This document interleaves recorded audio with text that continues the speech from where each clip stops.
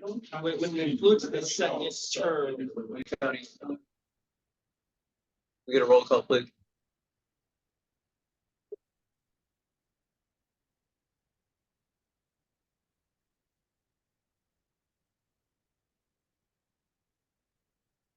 District 1, Supervisor Alejo. Alternate Linda Gonzalez. District 2, Supervisor Church. Here. District 3, Supervisor Lopez. Alternate Priscilla Barba. District 4, Supervisor Askew. Alternate Yuri Anderson. District 5, Supervisor Adams. Here. City of Carmel by the Sea. Yeah. City of Del Rio. Here. City of Gonzales. Here. City of Greenfield. Here. City of King City. Present. City of Marina. City of Monterey. Present. Alternate Dr. Barber. City of Pacific Grove. City of Salinas. City of Sand City. Here. City of Seaside. City of Soledad. Here. Ambag. All Ireland. Caltrans District 5. Present. Monterey Bay Air Resource District. Monterey Regional Airport District. Monterey Salinas Transit. Here. City of Watsonville. DSUMB. Nicole Hollingsworth, alternate. Chair, we do have a quorum. Thank you. Please join me in the pledge of allegiance. Please begin.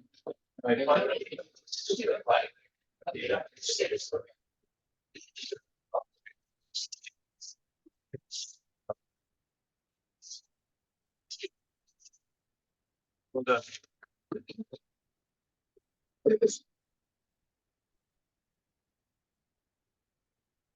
Right, next item is public comment, an opportunity for any member of the public to comment tonight, but not on tonight's today's agenda. 3-minute limitation on the testimony. See, and for the record, I appreciate it.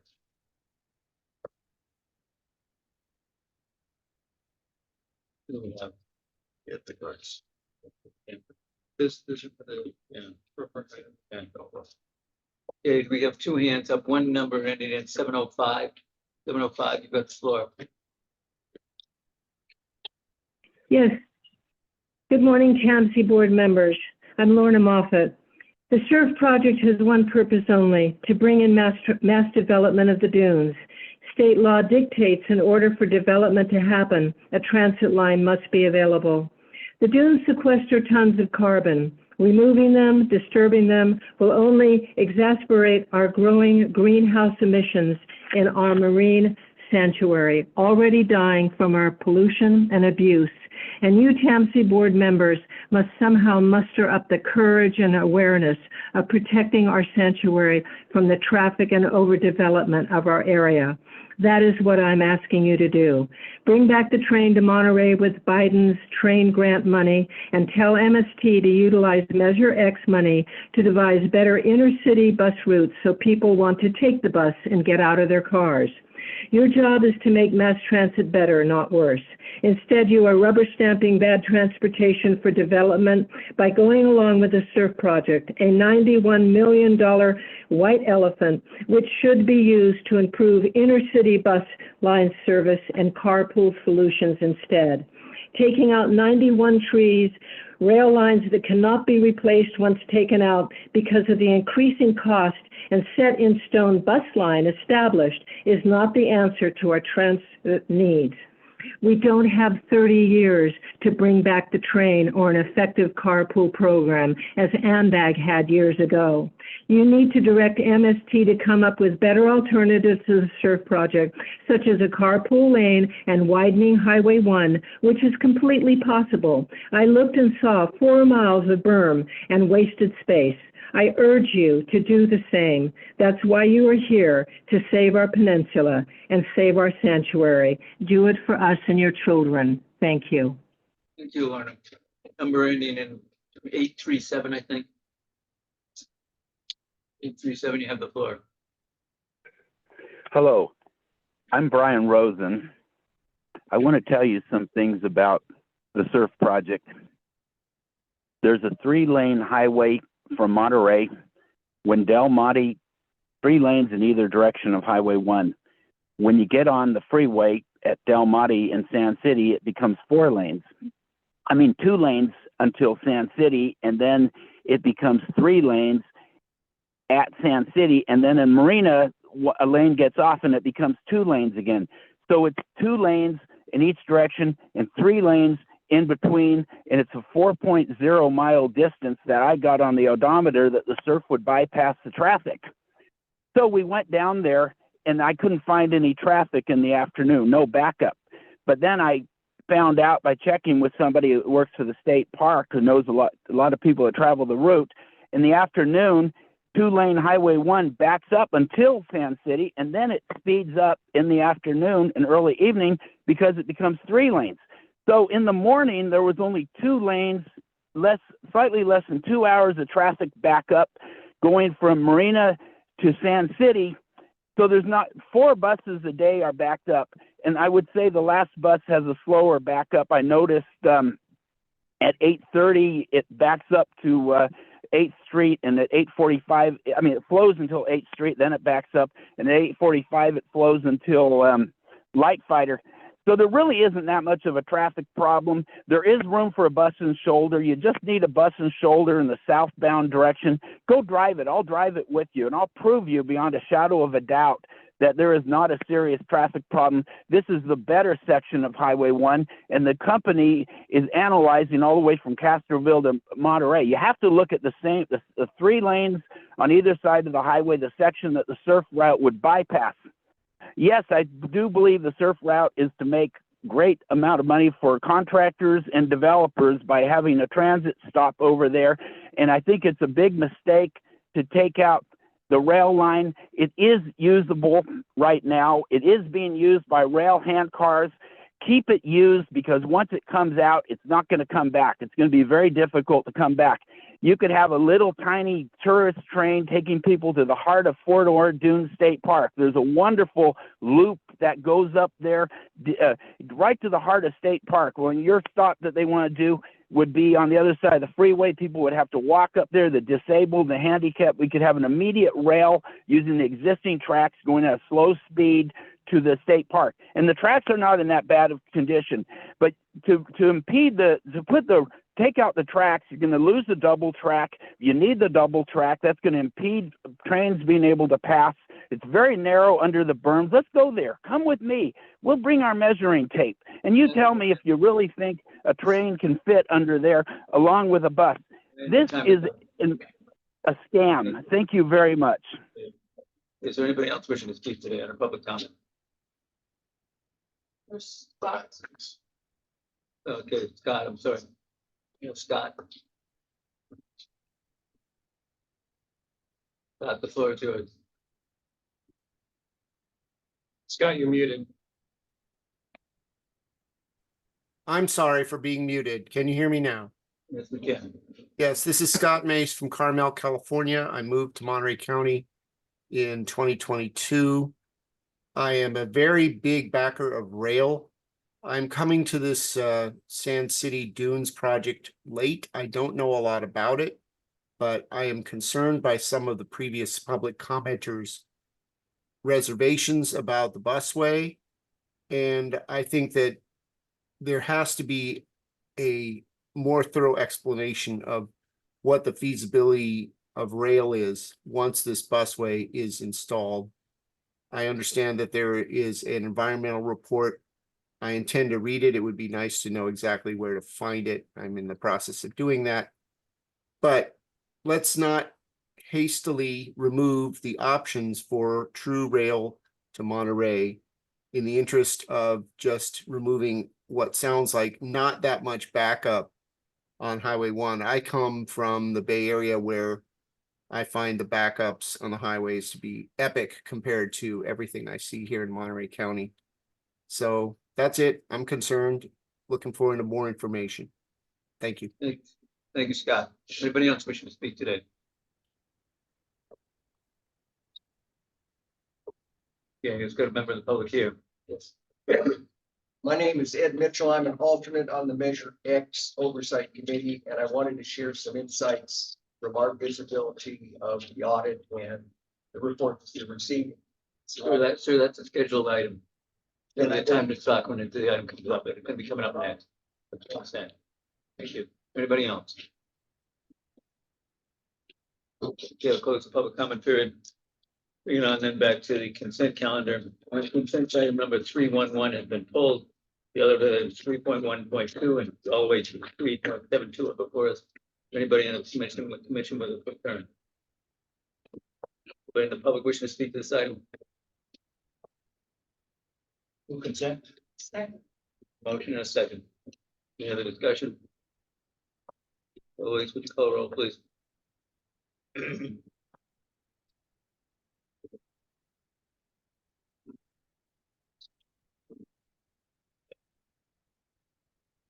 District 1 Supervisor Alejo. District 2 Supervisor Church. Aye. District 3 Alternate Barba. Yes. District 4 Alternate Anderson. Yes. District 5 Supervisor Adams. Aye. City of Carmel by the Sea. Aye. City of Del Rey Oaks. Aye. City of Gonzales. Aye. City of Greenfield. City of King City. Aye. City of Monterey. Aye. City of Salinas. Aye. City of Sand City. Aye. City of Seaside. City of Soledad. Aye. Chair, the motion passes. Thank you. All right, we're gonna move item number 7 up in front of item number 4 because of Norm group schedule conflict. Norm? Thank you, and directors, chair, thank you for the accommodation of changing the agenda around to accommodate my schedule today, which is pretty hectic.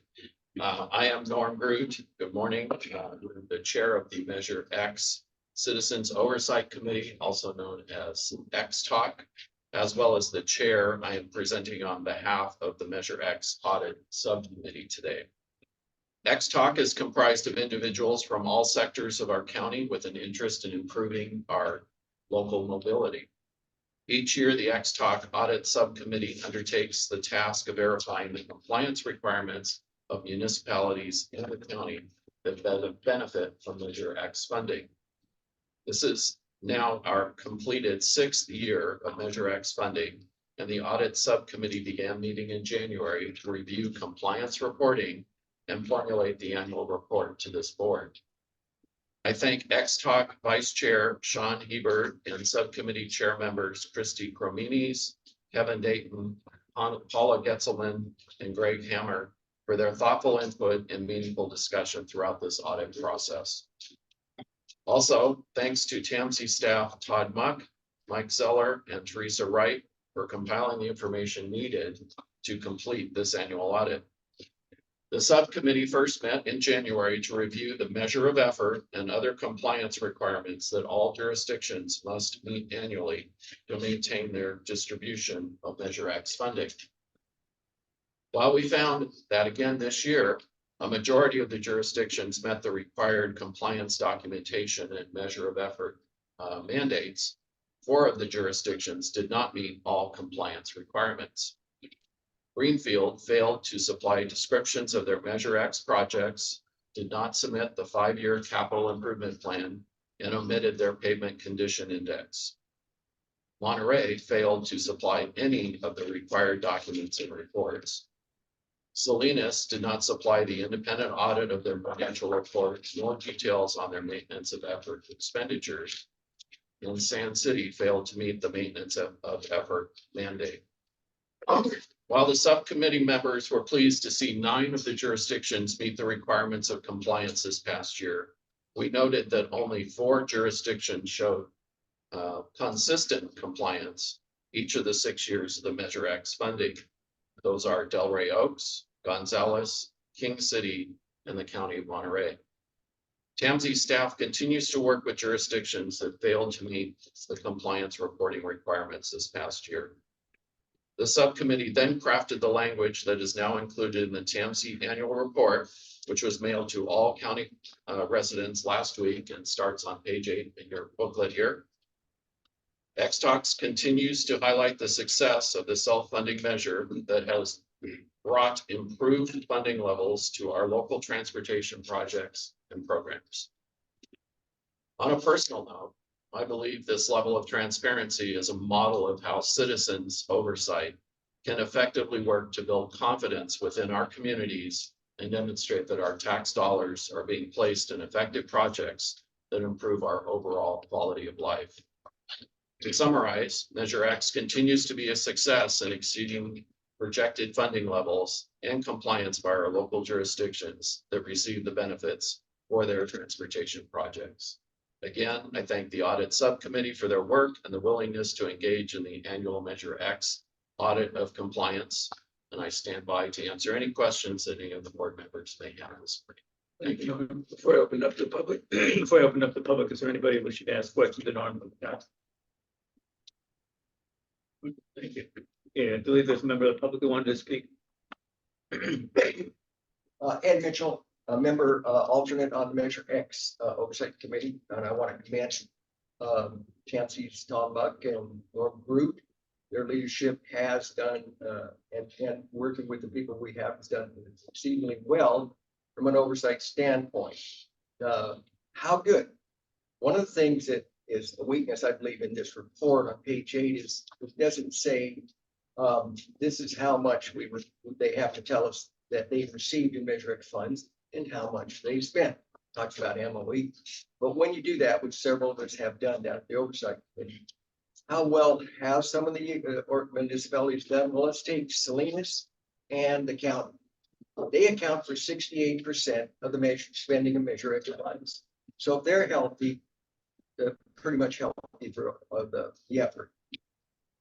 They not only spent their measure of effort, which is a minimum amount of spending each year, they doubled it.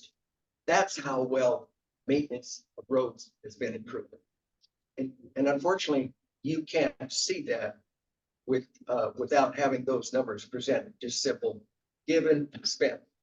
Now, on the downside, there's a few municipalities that at the end of the fiscal year could not tell us how much they spent at all.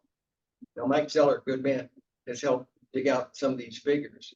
And so when you see a number like $600,000 and you don't know how much they've spent, where it went, it causes the public, from a transparency standpoint, to have a bit of concern.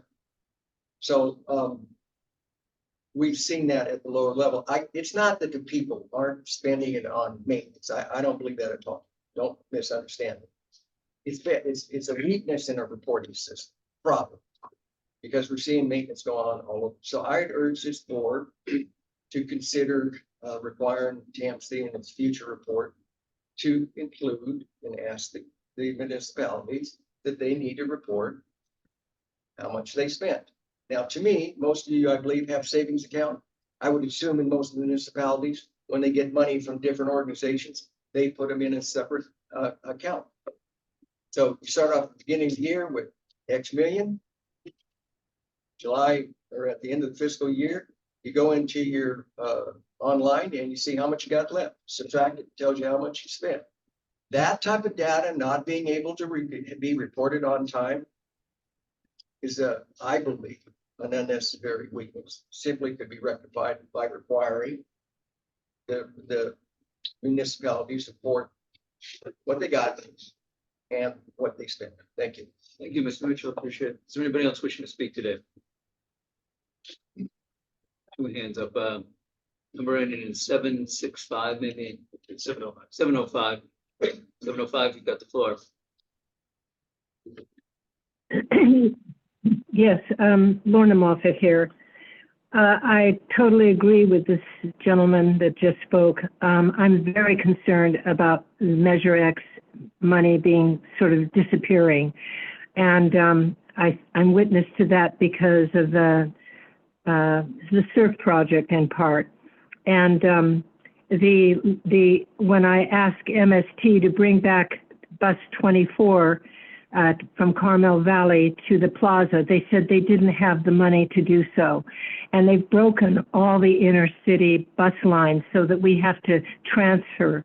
And when people have to transfer, it lowers the convenience level and time consuming level that people have and would appreciate being looked after as far as MST goes. And they just say they can't afford it, but they can afford, $91 million for this absurd surf development project. So I really am urging you, TAMC members, we don't have time anymore with a greenhouse. We've already had a hurricane here. Our oceans are warming up, and that brings on more violent weather. So we are heating up our bay here at record temperatures, and that's bringing in terrible tragedy to us all. So I urge you to please utilize Measure X money. And TAMC, you need to bring back the carpool program, which you had years ago. It was a wonderful program, and it's no more. All these things must be considered and utilized by you. So I give you the courage as a citizen that used to use MST and cannot use it anymore because inner city bus lines have been broken up by planners. And thank you. Thank you, Laura. 8:37, you've got the floor. We're at 8:37. Hi, Brian Rosen here again. Thank you for listening. I am too concerned about the way Measure X money has been spent and is planned on being spent. MST, here they are promoting a project, $91 million with a minor traffic problem in one direction for 2 hours a day during rush hours. The last half hour doesn't flow as bad. 84,000 vehicles on the highway at peak per day during peak times, months, and yet they're claiming all these people are going to use this bus, which they're not. It's only going to slow it down because there's going to be an extra stop, 5th Street. And it's just not a good way to spend money. And when it flows, when the freeway flows, which is almost all the time, it flows very well. And getting off and on for a busway and making an extra detour under the freeway is only going to slow things down. But MST has a conflict because according to the rail memo from TAMC, they have land that they want to develop. TAMC also has land. I don't know if they want to develop it. Maybe they do. I don't know what the real reason, but there certainly is a conflict of interest with MST. MST running the studies with false information about tracks not being removed, being left in place. Now all of a sudden it's being foisted on us that we're going to have to take out all these tracks. Why should we believe them? It's your job to oversee MST. And it's your job to oversee TAMC. And the money's not being spent well. The bus routes are terrible. They're inconvenient. There isn't even a bus schedule. They're not even helping elderly people get their bicycles on. They were until very recently. They're making it very unuser friendly. I think you can do a better job spending the money. I think that you need to really make sure that the money is well spent to accommodate the people of this county, not preclude future rail service or make it more impede it by making it much more expensive by forcing it to reroute. For an MST study that is obviously self-serving and is a sort of a puff piece for what MST wants. This is how the money is being spent. Not good. Not good. There should have been an independent analysis, but it's your job to oversee MST and your job to oversee TAMC and keep them in line. TAMC has a kind of a bad record. They used to support the Hatton Canyon Freeway. That was a terribly environmental bad idea. And MST wanted to put a bus maintenance yard that would have destroyed a number of trees, and the public stopped that. That was years ago. And now MST has at it again. So wasting our Measure X money is not a good idea, and it's your job to oversee the MST and TAMC. Leadership seems to be in a lot of isn't so good right now, it would appear, by what's going on with the real lack of analysis on the surf project. Thank you very much. You appreciate it. Anybody else wish to speak today? Listening, I don't see anybody else. All right, we bring it back then. This was receipt of report only, so no specific action, of course, called for. Do we have any objection to receipt of report? Sorry, yes. Just a comment and question. First of all, thank you, Norm. Thank you, Mr. Mitchell, for your service on there. These citizens oversight committee, we know they're very important. When we're asking the voters to approve these are like one of those issues, one of those committees that when you include it in a ballot measure, it's had more favorability with the voters to approve these. So that's why this work in reporting, when you just presented to us, is essential. So the question to staff was, the jurisdictions who aren't regularly reporting, what is our enforcement mechanism to have them come into better compliance moving forward? Do you want to fill that? Yes, thank you. Well, there are specific enforcement mechanisms included in the ordinance that was adopted, and the primary one is when jurisdictions are not in compliance, their funding is withheld. So they don't receive their funding until they come into compliance. If you'll note on the chart, there were jurisdictions that were late in submitting their material, but they did ultimately provide the material, so they became into compliance and they were able to receive funds. The one instance where that has not been the case is where Sand City's had difficulty meeting its maintenance of effort requirement. And there are circumstances there that have worked significantly against the city of being able to do that. And we're going to be bringing back a proposed fix that I think will be appropriate for the city, and hopefully the board will consider making that action so that they can come back into compliance. But we work with each jurisdiction when they miss the deadline. We give them advance notice to the annual reporting requirements. All of their material and information regarding how they spend the money and their maintenance of effort, matching the money, is reported annually. So we do require and collect significant amount of information to document the use of Measure X and the compliance to the ordinance. And when they do, if they are late in meeting their requirement, we reach out to them and work with them and help them come into compliance. And if it could refresh my memory, Measure X was a 30-year ballot measure, so we don't need to be looking to extend Measure X at this point in time. I know Measure Q, the transit sales tax, is expiring in 2030. When does Measure X expire? It's 2035, I believe, 2034. We got time. It was 30 years. Okay. And just to respond to the public comments, as an MST board member, customer satisfaction actually for MST is very high. It's 87% overall, where nationally it's 58%. On safe driving, it's 91%, and nationally it's 73%. And bus cleanliness is 82%, whereas nationally it's 38%. So I just wanted to kind of speak up for MST to respond to some of the comments about our quality of service to the community. Thank you. And if I could just add real quick too, the Oversight Committee has had 2 agenda items on the Sand City measure of effort discussion, and we will have a recommendation to come before this board for your approval. Thank you, Norman. Right, Ian. I had 2 comments.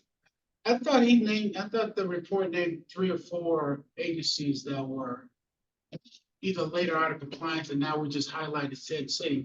So I'm trying to understand what was that report then? Was it all of them just late, or was one that was out of compliance? There were 4 jurisdictions, 3 were late, and 1 had an initial incomplete submittal.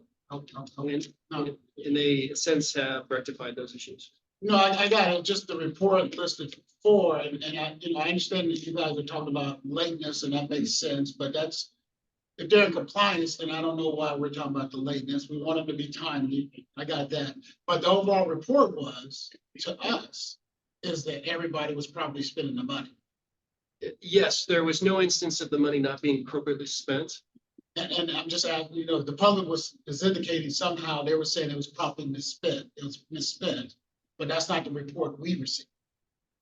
That's not the case. So no. I mean, that's what we're doing, receiving that report. And then a lot of people said that the money is being misspent. I want to make sure I didn't hear that. The report said everything's doing fine, little tardiness being noticed, but the money's been properly spent. And that's why we have an oversight committee to review and confirm that. That was their report. Yeah, so I just don't know why. I just don't know why the public didn't hear that. So the distinction here is that Measure X has two components. Part of it goes to the municipalities and the county, and that's what we audited on an annual basis to determine and ensure compliance. There's another part of Measure X funding that goes to complete countywide projects that have been identified either in the initiative itself or since then.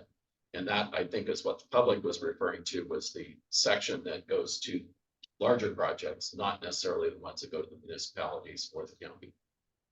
Yeah, I understand it, but are you saying any of that money being misspent? I'm not saying that at all. That's- Not at all. That's what I just made me. I disagree with public comment on that one. Okay, thank you. But I thought it was a good report. Thank you. Okay, any other comments or questions? Yes, go ahead. Thank you, Mr. Chair. I also want to, just to say this is really, I think it's a good report going out to the public. We don't, big problem without newspapers anymore. Most people don't really know what's going on. And frankly, I think it's a real plus that TAMC's doing as a wish.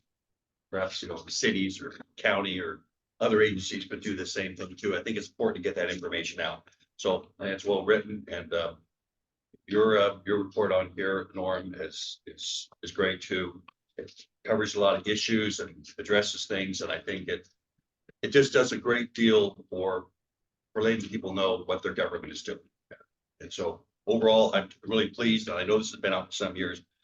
I do want to address, I think Mr. Mitchell raised some suggestions on perhaps increasing that transparency, and I feel those are really fairly relevant in here. And a lot of it, I think, has to do with this chart that we have down here of full compliance, late compliance,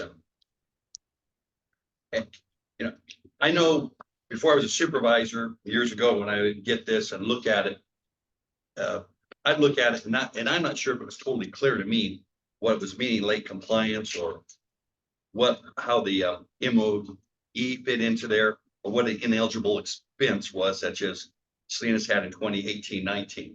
And it also, as Mr. Mitchell brought up, we really don't see a bottom line, a number of what is being involved in here. And I think that's important for those jurisdictions that are listed in here, for the people in those jurisdictions to understand what their municipality or the county or wherever it is they're serving, to better understand what's happening at their local level. And I know there's always space concerns, but as I look at this, I realize if we continue with this the way it's designed right now, in another couple of years, there's going to be some problems because we're running out of room. So I would suggest in the future, maybe we want to drop some of these past years and then utilize that space that's available to elaborate on perhaps some of the financials a little better. As Mr. Mitchell raised here, I think it would give a more just a current picture, which is what the people really need to know. I think it's important to know what's going on, and 23, 24, for example, a lot more than 16, 17. So that would be my suggestion, to try to tweak that a little bit. And I'm just not sure the full compliance, late compliance is, maybe it needs a little better definition or something in here, or just what, for the public to understand how an MOE really applies. And I'm hoping maybe we can make a few changes onto that. And we're going to have to make some changes anyway, as I think I saw Todd kind of nodding his head down there, just because of space constraints. Yeah. So I think under direction, we have some suggestions. Andrew? Yeah, I just have a question about like ineligible expenses. If there's findings for an ineligible expense, what oversight or responsibility does TAMC have in that case? We work with the jurisdiction for them to reimburse the funding for that project and find an appropriate fund source, so that there might be an initial claim against Measure X that they use funds, but as we point out in the expense, they usually essentially swap out fund sources to make sure the funds are used for eligible projects. Thank you. And then, like, for example, this one that Salinas had in 2018, was that rectified? Yes. Any other comments? I just want to thank you for including the Spanish. It's really well written, the Spanish version. Because you usually see translations that are not that good. This one is very good. Thank you. All right, we have some comments with some general direction. Todd, are you clear? Yes, thank you. Yeah. And we move on then to the next item, which is the, Chair, Mr. Bruce Delgado. oh, I'm sorry. If I may. Go ahead. Member Delgado, are you able to unmute? Yeah, I'm here alone, homesick. Good morning, sir. I understand that you would wish to join the meeting under AB 2449 for just cause. Is that correct? Thank you. Yes, Okay, so I'm just going to go through a few questions for the record. So it's my understanding that you have a contagious illness, which you just confirmed. This is going to be your first use of just cause. Is that correct? correct. Okay, so the agenda provides a Zoom link, which we are currently utilizing, and we have a fiscal quorum present here in room. So for the remainder of today's meeting, you may participate as a voting member of this body. Please keep your audio and video on throughout the meeting. And if there's anyone who is joining you in room over the age of 18, you should notify us. So just raise your hand if anybody's coming or going from your location. And for the remainder of the meeting, we will have to take roll call votes. Is that in person years or dog years? Person here, sir. All right, thank you. Welcome, Bruce. Nice to have you. Thanks, Dave. All right, so we've got this out of the way. Then let's move on to transportation agency employee of the quarter. Oh, I'm sorry.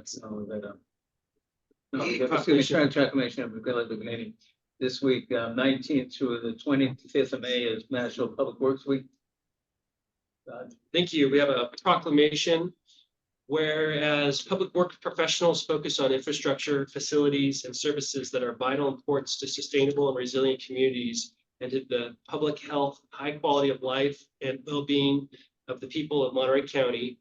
And whereas these infrastructure, facilities, and services could not be provided without the dedicated effort of public works professionals who are engineers, managers, and employees at all levels of government and the private sector, who are responsible for rebuilding, improving, and protecting our nation's transportation, water supply, water treatment, solid waste systems, public buildings, and other structures and facilities essential for our citizens. Whereas it is in the public interest for citizens, civic leaders, and children in Monterey County to gain knowledge of and maintain an ongoing interest and understanding of the importance of public works and public works programs in the respective communities. And whereas the year of 2024 marks the 64th annual National Public Works Week, sponsored by the American Public Works Association. Be it now resolved, now and therefore be resolved that the Transportation Agency for Monterey County does hereby designate week May 19th, 25th, 2024 as National Public Works Week. We urge that all citizens join with representatives of the American Public Works Association and government agencies and activities, events, ceremonies designated to pay tribute to our public works professionals, engineers, managers, and employees, and to recognize the substantial contributions that they make protecting our nation's health, safety, and quality of life for all. So we ask that the board take action on this proclamation in support of all of the public works professionals in our community. Just so we remember that those folks are out there working day in, day out, 24 hours, 365 days a year, protecting the community. So this week we take, make a vocal effort to acknowledge them. Because they also are putting their own lives in harm's way at times too. So I think that's well worth it. Hey, do we have any discussion on this item? Yes, Mary. Just like to make a comment. Yesterday, we had the opportunity to provide a resolution to the Public Works Department for the county. And we were so pleased to have such a strong array of employees from Public Works come and join us. It really is heartrending because these people have to work so hard and do so much. And I know I'm speaking to the choir here, but I was very honored that we were able to have such a great turnout for them to hear from our hearts our appreciation of all the work that public works workers do. Thank you. Is there any other comments? Is there anybody in the public wishing to speak to this item? 837. 837, you have the floor.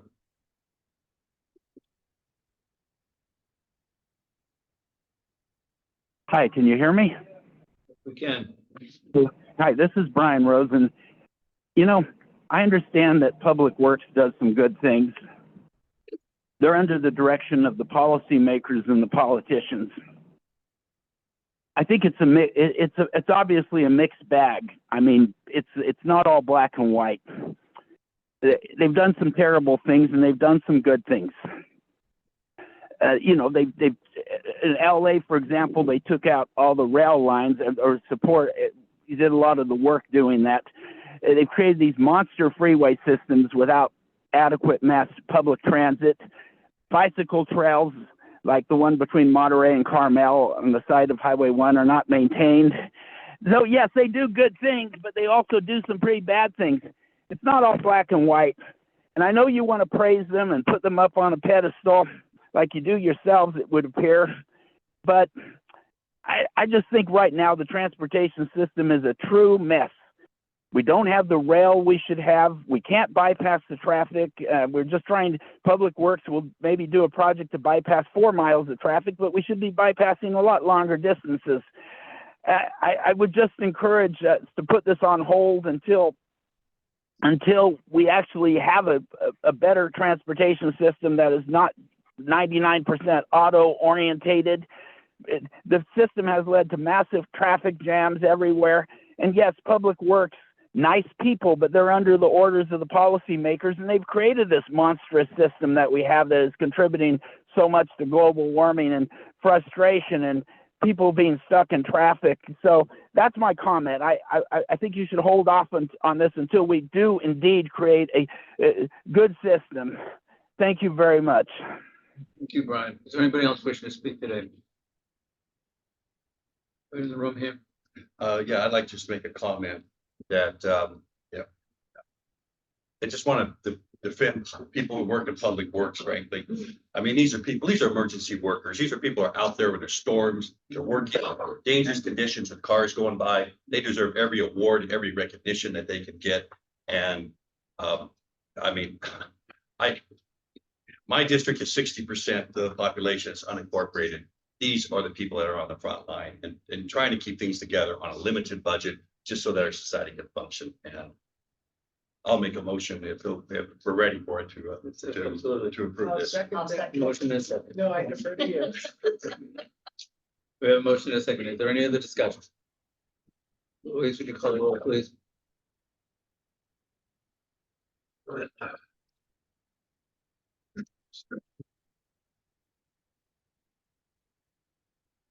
District 1, Supervisor Alejo. Aye. District 2, Supervisor Church. Unconditionally, aye. District 3, alternate Barba. Yes. District 4, alternate Anderson. Yes. District 5, Supervisor Adams. Strong eye. City of Carmel by the Sea. Aye. City of Del Reyes. City of Gonzales. Aye. City of Greenfield. City of King City. Aye. City of Marina. Aye. City of Monterey. Aye. City of Salinas. Aye. City of San City. Aye. City of Seaside. Aye. City of Soledad. Unconditional too. Chair, the motion passes unanimously. All right, next item then is presentation of transportation employee of the quarter to Alyssa Guther. Thank you.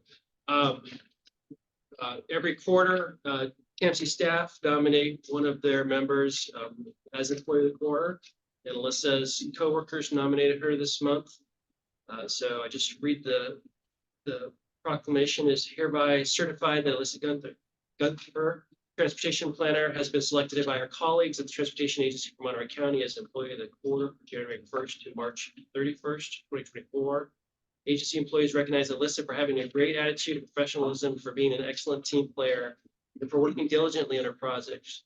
Most notably, they congratulate her for securing grants for multiple projects, and as a result of which she has transitioned from grant writing to managing projects this quarter, including publishing 2 requests for proposals.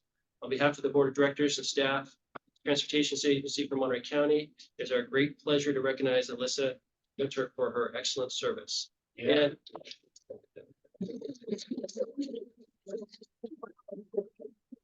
it's really hard to describe how much work she's done in the last several months related to writing grant applications, securing the funds, and moving forward to implementing them.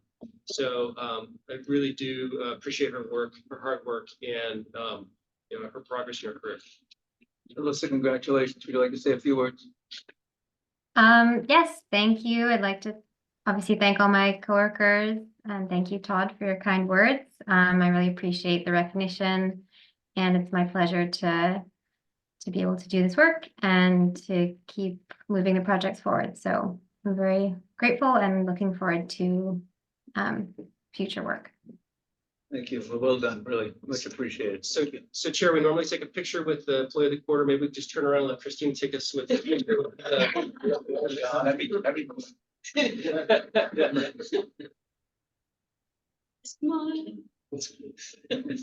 you for Virtual.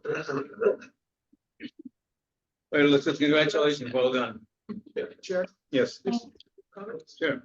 I just want to express I think this award is well deserved. I remember when Alyssa first came on, we've dealt with her a lot on the rail policy. And she has just been a tremendous asset there.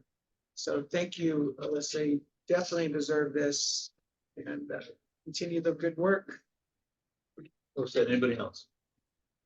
Okay, thank you. Move on then to the next item, which is the to approve the Measure X funds budgeted for the Scenic State Road 68 corridor improvement project in the amount of 150,000 for pilot project to address cut through Toro Park and Sierra Village neighborhood. Doug, there you are, Doug. Good morning, Chair and Board. My name is Doug Billsam, Principal Engineer here at TAMC. And I want to talk to you about, bring you up to speed on a project you probably hadn't heard about because it wasn't even a project until April. So we've kind of gone on warp speed, and please feel free to interrupt us if you need some clarification on anything. So we're going to go over a lot. So as most of you know, we have a project to do Highway 68 from this area here, and we were looking at intersection improvements. And when we got up here by Toro Park, we realized that if we had done any improvements to Torero Drive, we would have actually exacerbated a problem that is already happening with cut through traffic. So let's focus in on that. So right here is an intersection that uncontrolled. And what happens is a little bit complex in that the signal at San Venancio will back up, but not too much. And then what happens is this moving queue, or I call it a slinky. People slow down, they know that they're gonna get caught in this, and it's just, let's say, inefficient, but it somewhat is a queue. And then what happens is, at some point, Torero Drive starts looking very good to people that do cut through traffic. So they start taking off on River Road, Reservation Road, and coming through Sarah Village and Toro Park. And then what happens is you get what I call the Torero queue. Now all of a sudden you have a vicious cycle where the congestion here is causing a backup where people say, well, gosh, I'm going to go and create more of a problem.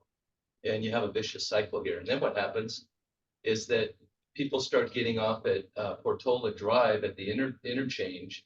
Driving here, this starts getting congestion. So now you have cut through traffic. And I was given this last night. We had a meeting last night. Maybe I can pass this around. This is Ferdinand Drive, which is a typical, road. And people are using that, and they're coming in first at 40 miles per hour through this small residential area, and then it backs up so much it goes bumper to bumper the whole section. So you really have a situation here that is just unacceptable. What we are looking at is, well, what can we do? How can we get rid of this? And so what we're looking at is working with Caltrans to improve the signal operations here. It's not the adaptive we've talked about, but just with what we have in the system right now. See if we can give some more green time to Highway 68 in anticipation of a project that will get rid of this cut through traffic. When we get rid of this cut through traffic, it's going to come back on 68. We want it to funnel through this problem area, what was problem area, funnel through, go right down to San Venancio, and let the signals do their things, get the traffic through there, and get Toro Park and Sarah Village back to where it should be as a residential area, not a cut through. So what will happen is, most likely, then all of a sudden we'll have a single queue, no more slinky moving queue, but one solid queue that comes back maybe here But now it doesn't go all the way back here. This isn't the intent of the project, but this is just my opinion that this will come back down and this will run a little bit more efficiently. So when we look at the detours that some residents are gonna have to take, it's not gonna be as bad as it is right now. So this all started with a Toro Park HOA meeting, February 21st. I was invited to talk about Highway 68, but it quickly came to our opinion there, to my attention, that there's a terrible cut through traffic. And I said, I've heard this again and again. And I always take whatever I hear and I divide it by 2. And so that's probably what's happening. I went out and drove there. I've never seen anything like this. I mean, honestly, I've never seen cut through traffic back end like this in my 33 years. So we decided, okay, let's get a project going. So April 3rd, we had a kickoff meeting with the community. About 120 people showed up at the school. Good energy. The community there, I can't say enough about them. They all work very well together. Even if they disagree, they do it in a very nice, civil way. We have a committee. We created a committee that was going to meet 4 or 5 times, however many times we needed to get to some recommendation for what we could do. We met twice and found unanimous decision. Some of the members are here. I don't know if you can stand up, and these are the people that volunteered their time and effort and helped us get to a consensus. And we'll walk through it. We'll walk through those recommendations, but we met twice. And we were a little disappointed. I don't want to speak for them. They were probably like, I get back to my life, but I was like really excited working with them. And all of a sudden we got done with that second meeting. We're like, I guess this was it. We kind of, we broke apart and met again last night. So last night we had a really good outreach. Supervisor Adams was there and kicked it off, set it off in a good tone, very cordial. Even though there'll be some things we talk about that not everybody was happy with, but we posted our recommendations last night. About 140 people showed up there, standing room only, and sitting room only. These little tiny kindergarten chairs. It was really good, and we thank the Toro Park School for allowing us to use their facility. Really good venue. So here is at that first meeting, we listened. It was all about listening and understanding what the issues were. And we heard that school drop-off was a safety. A child had already been hit there a year ago. Pedestrian safety. Some people said they don't feel safe walking around that neighborhood when this cars are just going at high speeds. Aggressive drivers. There's havoc out there, and it really is. If people are using side streets to bypass 1 or 2 cars to just get to Highway 68 a little bit faster. Noise, I don't need a clock anymore to know when school's in session, on and on and on. And really what it came down to is we need to take back our neighborhood. So last night I got home and I downloaded this picture. You'll see several of these pictures and they all look the same. There's everybody raising their hand, agreeing with some things or another, some in opposition. And what this was is, do we need to do something to get this addressed? Some people didn't particularly like what we're proposing, but they said we need to do something with it. It's just not acceptable. So what is that? Still, what's the problem? So I got this last night. Someone showed me this. This is, again, a cut through of a cut through. A school bus doesn't go on Portola. It goes on Ferdinand Drive, which is parallel to Portola, to cut through to get to the school a little bit faster. It's crazy. Some people, I'm going to call them resident vigilantes, they start putting cones out to block the streets. And that's just, number one, not safe. It's liability for the person that did this and for the county. And it just shows you what extremes people are going to start doing. What's important here is that, again, this is Ferdinand Street. Right before it gets queued up, people are driving as fast as they can, 30, 40 miles per hour. So they're trying to shoot there until they get caught, and then they get frustrated and bad things happen. So we have a call to action. This is it. This was like, do we need to do something? Yes. That's most of the people in the audience, but I think there's still some more on to the left. So we set up this committee. People that I just pointed out, some of them are here. we separated it so that each section of that neighborhood in Coral Park and Sarah Village, there was equal representation all across the areas. So it may be different, in terms of moms versus dads versus, people at work, but we did get a representative of each area. And we worked together on a solution. So what the committee decided was, hearing from the neighbors, neither traffic calming or simple signs are going to work to to deal with the cut through traffic. We need a partial closure, and that would fix the problem in Toro Park. The closure is expected to redirect traffic back over to 68, but that means residents are also going to have to be rerouted back to 68. And that's where the concern is. That's where you're going to hear from, I think, some people today, what that means to their lives.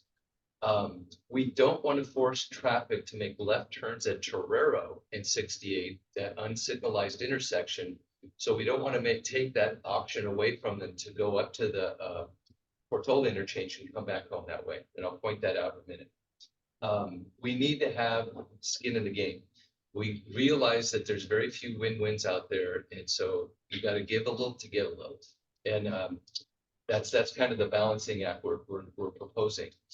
We may need to still do some improvements at Sarah Village, but we're going to start off with something that solves it at Toro Park, and hopefully it solves it at Sarah Village, but we're ready to do that. And then ideally, we would love to have a system where we just closed it for just a couple hours, a gate or something, but there's a lot of legal and liability issues there in operations and maintenance. So it's challenging, but we acknowledge that would be a real nice option. So what it really comes down to is the recommended solution is a partial road closure, which I'll show you what that means. There were 3 locations we looked at, and then as a pilot project, we need to do something that's not a gate, but then while the pilot project's in place the next couple of months, we'll look at how we can do it permanently, how we can do it a gate, or how we can shift it to one of these other locations. What's going to work good. So I call it a temporal or temporary road closure. Like say every day we would close these gates. You'll see some schools do that, and they have somebody come out there and for a small road it works. Portola is going to be a tough one, and we'll keep looking at that as an option. But what's more straightforward, this is a project we did when I worked at Monterey at Casanova and Grant, and we had same kind of issue. And it's a partial road closure in that you go one way out, and then you can't come in. So what does that look like at the street when you're driving up? What we're proposing is Torero, and you're driving towards Portola. You can go in, but the people on Portola won't be able to come in to Torero. I'll go over that now. The pilot project won't look as nice because we can't put a 30-year tree in there. But that tree was planted as part of this project, and now it's huge. So you kind of see it takes a little while for any project to come to fruition and get to where you want it to be. This is more like what a pilot project would look like. Nothing permanent, but it'd be tape. We put horse troughs and temporary signage. We've done that in pop-ups in a lot of your cities for curb bulb outs to slow down traffic. Now we're going to block traffic. So that's what we're proposing. This is where it might be a little bit hard to follow, so I hope you can follow on this. These are the 3 locations. One was to close Portola anywhere along here.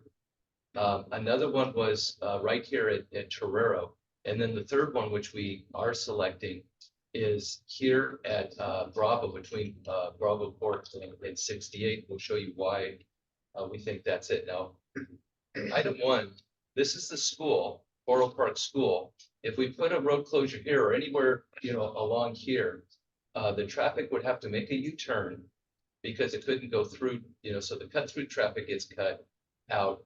And then the people in the neighborhood here can still, let's say, get to 7-Eleven. They can't come back to get from 7-Eleven, but they'd have to go along 68. But the neighborhood over here on this alternative could go down Torero, get out, and take a right turn onto 68 towards Monterey. So the issue with that is, so again, flipping back and forth. Right now, if you look at it, here's the school. We would have a no outlet sign here, so people, probably back here, they can't get past here to this part of the neighborhood. This part of the neighborhood would have to, they could take a right turn to get to, sorry, let's start it here. This part of the neighborhood could no longer get out, so they'd have to come all the way up to Portola and come back down around, so they'd be detoured there instead of being able to come out and make a right turn. So they're gonna have a longer trip. The neighborhood here can still make a right turn out. Our concern was, and the committee and I agreed, since they can't really come here, get off of Portola and come back here because the road's closed. So we'd be somewhat causing them to make a left turn in an unsignalized intersection. And for a temporary, quick, get it out there really fast, we didn't want to do that. We want to talk to our council and see what the liability is and if it's something we can look at. So we took that down, and you'll see that that has ramifications because the neighborhood here is probably the ones, for the most part, the ones in opposition of doing, not doing anything, but just doing what we're proposing, because they really think that this is really critical, and it's going to cost them, as you'll see, maybe 15 minutes in the morning, an extra 15 minutes to get to their commute, maybe more, and definitely every day, every trip that they take. So what did we do? I'm not going to show you number 2, but number 3 is what we're looking at. And that's a road closure. This is Highway 68, and you can still make a right turn in and a left turn in to the neighborhood, but you can't come out from the neighborhood. This will be blocked. The Bravo Court in this area would come out this way. This neighborhood here, again, you're probably going to hear from them. They would not be able to come out here and make a right turn to go up to the peninsula. So it's a big concern for them. I do want to go back. We did have a meeting specifically with the neighbors here. We met at this corner here. Enrique was there. Thanks again for Public Works. County Public Works had just been right there with us the whole time. We met maybe 8, 10 neighbors in this area. And at first they were like, like the same with our committee. Wait, this doesn't work. The more they looked at it, they said it has to happen. So they were in general in favor of it. Let's see. It's a pilot project. It's a couple months. Let's see how bad it is. Now, what is the bad? How bad does it get? Now, this whole community is impacted by this. They can go anywhere here. They can go to 7-Eleven and come back. But they cannot make a right turn here. So now they are going to have to come up to Portola to get onto the Highway 68 every time they get to the peninsula. That's significant. How significant? If you look in the off-peak, so this would be any trip they make that's not congested, it takes about half a minute, 40 seconds, depending on how many people are in front of you. And this is what I did. I traveled this a few times. So, and then our committee members, a couple of them validated it. So we're pretty comfortable with these numbers. If you start here at this intersection and you go to this intersection straight, 30 to 40 seconds, the reroute here without any traffic, I followed cars, and it took us about 3.5 minutes, let's call it 4 minutes, to make this extra route, or 4 minutes. Here, the difference between this and this is this number here, the extra time every single trip. So now if it takes you 25 minutes to go to the Monterey Peninsula, it's going to take you 28, 29, maybe 30 minutes on an off-peak basis. This is, and last night we heard from the neighbors, that's not too bad, which I was surprised, and I don't think there was maybe one person that said that's too much, but it's a concern, but it's kind of something they can live with. This is really where it came down to a real big problem. Now in the peak hour, in the AM peak hour, coming from here to here takes you 1.5 minutes. I mean, that's how bad it is with this cut through traffic, but still it's a lot faster than going around here, because once you get here, that Torero queue that I talked about, it's backed up all the way here. It takes you 17 minutes to get from here to here. You are just crawling every single morning. So the difference is now 16 minutes. So when you look at this, this was kind of the non-starter for a lot of the people that live in this area. I would say we got and I think we're going to hear from them, a petition from 20 or 30, but I would guess maybe there's 500 houses and this is about 100 houses to give you a scale. There's about 100 houses here that are the most impacted, and then it gets less impacted here and less. Then all of a sudden you get back here, and this is most of the support of this project. This is 120% support here. You know, there's some support here, but most of the opposition is here. And then Sarah Village is in support of this, and we're thinking if people can't get all the way to Torero, they may still want to go cut through Sarah Village and get back on Highway 68. We're going to keep an eye on it, and if needed, we'll put in another road closure somewhere near the fire station. But I'm hoping that we don't need to do that, and I want to take baby steps. So let's go back to this, and what we have now is a mess. And we have this signal cube, moving cube, Toro cube. So this is about 2 miles here to give you an idea. Every single morning, I've looked at this for dozens and dozens of times. The queue always goes to about here and then no farther. And that's kind of strange, but it's true. If we get rid of the cut through traffic, we will probably have a signal queue that extends at least to Torero and maybe farther, but I think less than here. So you're gonna have a little bit more traffic. You're gonna have more traffic coming in here, but in general, that's one thing we want to see with this pilot project. What happens here? Well, we definitely want to be proactive and talk to Caltrans. We're working with them to give them more green time on 68 and get prepared for this so that we can push traffic, but there's probably not enough capacity. So it's not going to be, these signals can't just miraculously, you know, create or get rid of traffic. They can only do so much. We think they can do a little bit better. So that's where we're at. So what was kind of neat last night is I didn't want to start a Hatfields and McCoy fight. You know, I didn't want to say, hey, are you for this or are you against this project? So I did a series of questions and just said, hey, raise your hand. And who's directly impacted from traffic? I won't go through all 9 of these, but highlight them. The people that I'd say, you know, at least 90% who's directly impacted, they're all impacted by it. One way or another, you cannot not be impacted by this cut through traffic. Is this AM peak that we get rerouted towards Monterey? The 4 minutes wasn't a big deal. That was surprising. There's a, you know, we could live with that. There was some grumbling and disconcern, but this was the big one. About 16 minutes, maybe 20 minutes. So now it may take you 40 minutes to get to Monterey in your commute. It may take you an hour. If it takes you a half an hour, it might go up to 40, 45 minutes.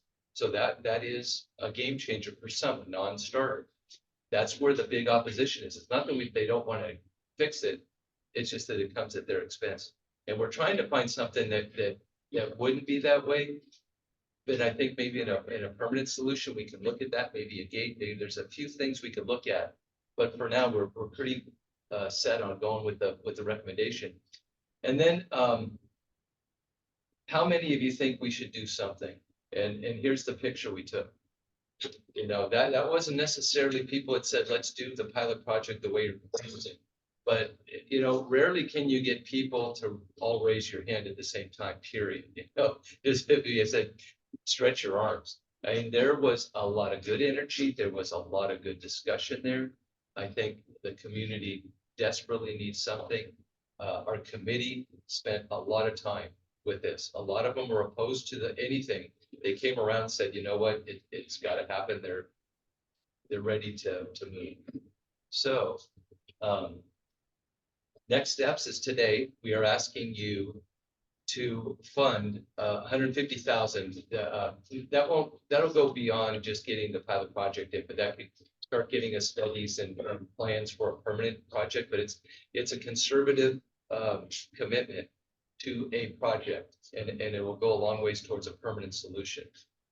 Then we've been working with public works staff, and we've been really good. We've been seeing how we could do this through a permit. So it'd be a TAMC project. We ask for a permit through the county. It doesn't have to go to the Board of Supervisors. We don't think we can just implement the pilot project. Permanent project will take a little bit more time and effort. We'll be collecting data. I've talked to Caltrans. You'll see cameras out on the 68. They're collecting traffic this week. County's collecting traffic, work with Caltrans to improve the signals. We implement the pilot project in July. So think about that. February, we were asked to come and help. July, we're trying to implement something. I've never seen that. I actually saw one. I keep telling people, we had to do this in Monterey when 911 hit.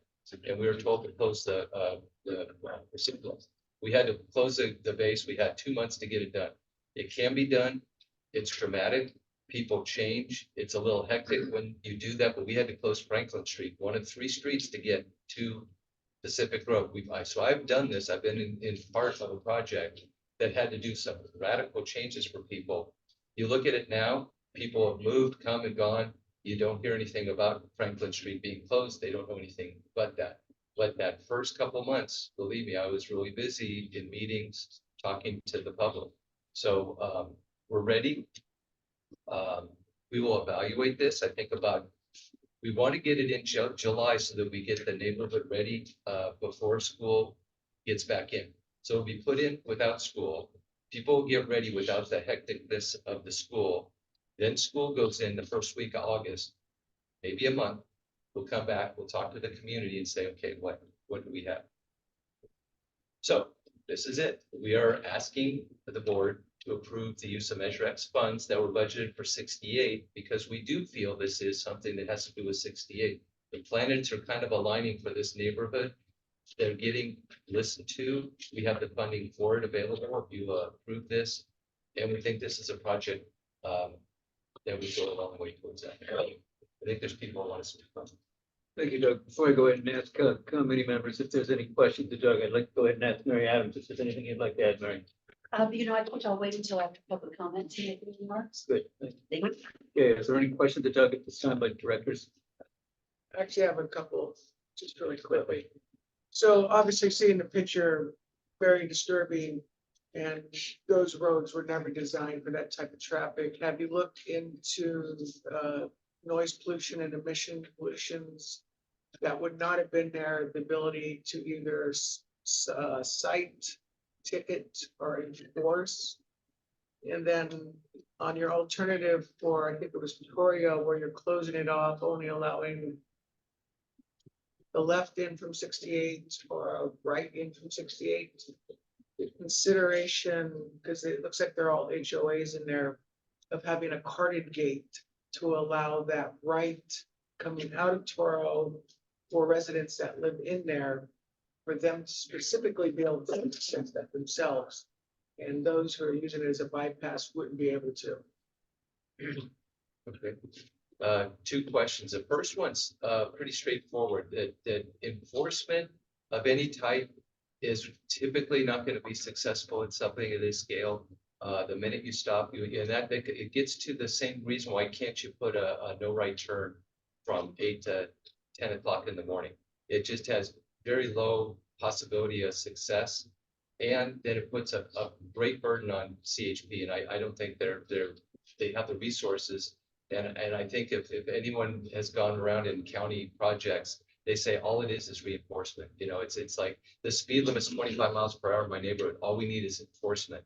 And so the same thing with air and pollution. It's kind of I don't feel like that's a solution. It's more of a penalty. The next question, actually I was ready for that one. Okay, California Vehicle Code, gate access, if it remains a public road, everybody needs to have access equally to it. So if you put a gate in, it has to be close to everybody. If it gets operational, everybody has to have the widget to open it up. You're not allowed, according to the vehicle code, on a public street to have a gate that works only for residents. But on the table, and for their consideration, is they can make the roads in Toro Park, in Sarah Village, private. They could become Pasadena-ish and have gates, but now they take on the cost of putting in the gates, maintaining the roads, maintaining the gates, operations. That's there. I don't know if there's much support for that from what I heard, but you know, they did say, well, how much does it cost? So we're going to come back. Those are the things that we look at. That answer your question? Sorry, I'm gonna open up the public comment then. Okay, go ahead. Sorry, Fernando. Because it is a public road, then we cannot do anything at the entrance. In the corner of, yeah, well, in Portola and Hilltown in the exit, at the exit, because they have to take the exit, and this is going to Monterey, right? So everybody takes the exit, gets out on Portola, then drive all the way to the other side so they can. Yeah. So is it possible to just cut it right there so that they don't have to go through that, through the community? Yeah, if I get your question right. This was a big thing we talked about yesterday. Right there, it's similar. So if you close anything, just about anywhere here, if you close it anywhere here, all of a sudden, these people that live in this area can no longer come off of this interchange and get back to their house this way. They would have to make a left turn here. And when they make that left turn there, that's at an unsignalized intersection. Does that make sense? How about a temporary closure during those peak hours? That's what we're talking about, is that, we could look into that, but you have to look at who's gonna do it, because even if a gate comes down, you have to have somebody there, right? Because you just think of the logistics, someone is gonna have to be there, control traffic, and the other thing is you have to have signs. And your signs change, all of a sudden, it's gonna say, no outlets, only for 2 hours, no left turn, only for 2 hours. You have these signs that have to change. What typically happens is somebody, the school, puts up sawhorses with signs, temporary signs, they take them down, and it's somebody dedicated to that. Usually you don't have it on a busy street like Portola, so we're not saying no, but we're looking at it. Yeah, I just heard him say to answer to the private gate that somehow TAMC will look into the cost of a private gate for the HOA, and I'm just want to make sure we're not spending public dollars researching the possibility of someone, expending their money, researching whether they want to have an HOA, put up a private gate, take on the private roads. It's just, that should not be part of our study, part of this money, to look in to that possibility. It's just, that's just what I heard, and I don't think that's right. The homeowners association is. Huh? A representative of the homeowners association gonna speak today. Yeah, it just, our representative said that he thinks that there's something that they would look into, and I don't even know how we start that review. It might have been just an aside to keep the conversation going, but it was said that, hey, we were gonna look into that, how did that work? And so we're talking about public dollars, we're talking about limited public dollars.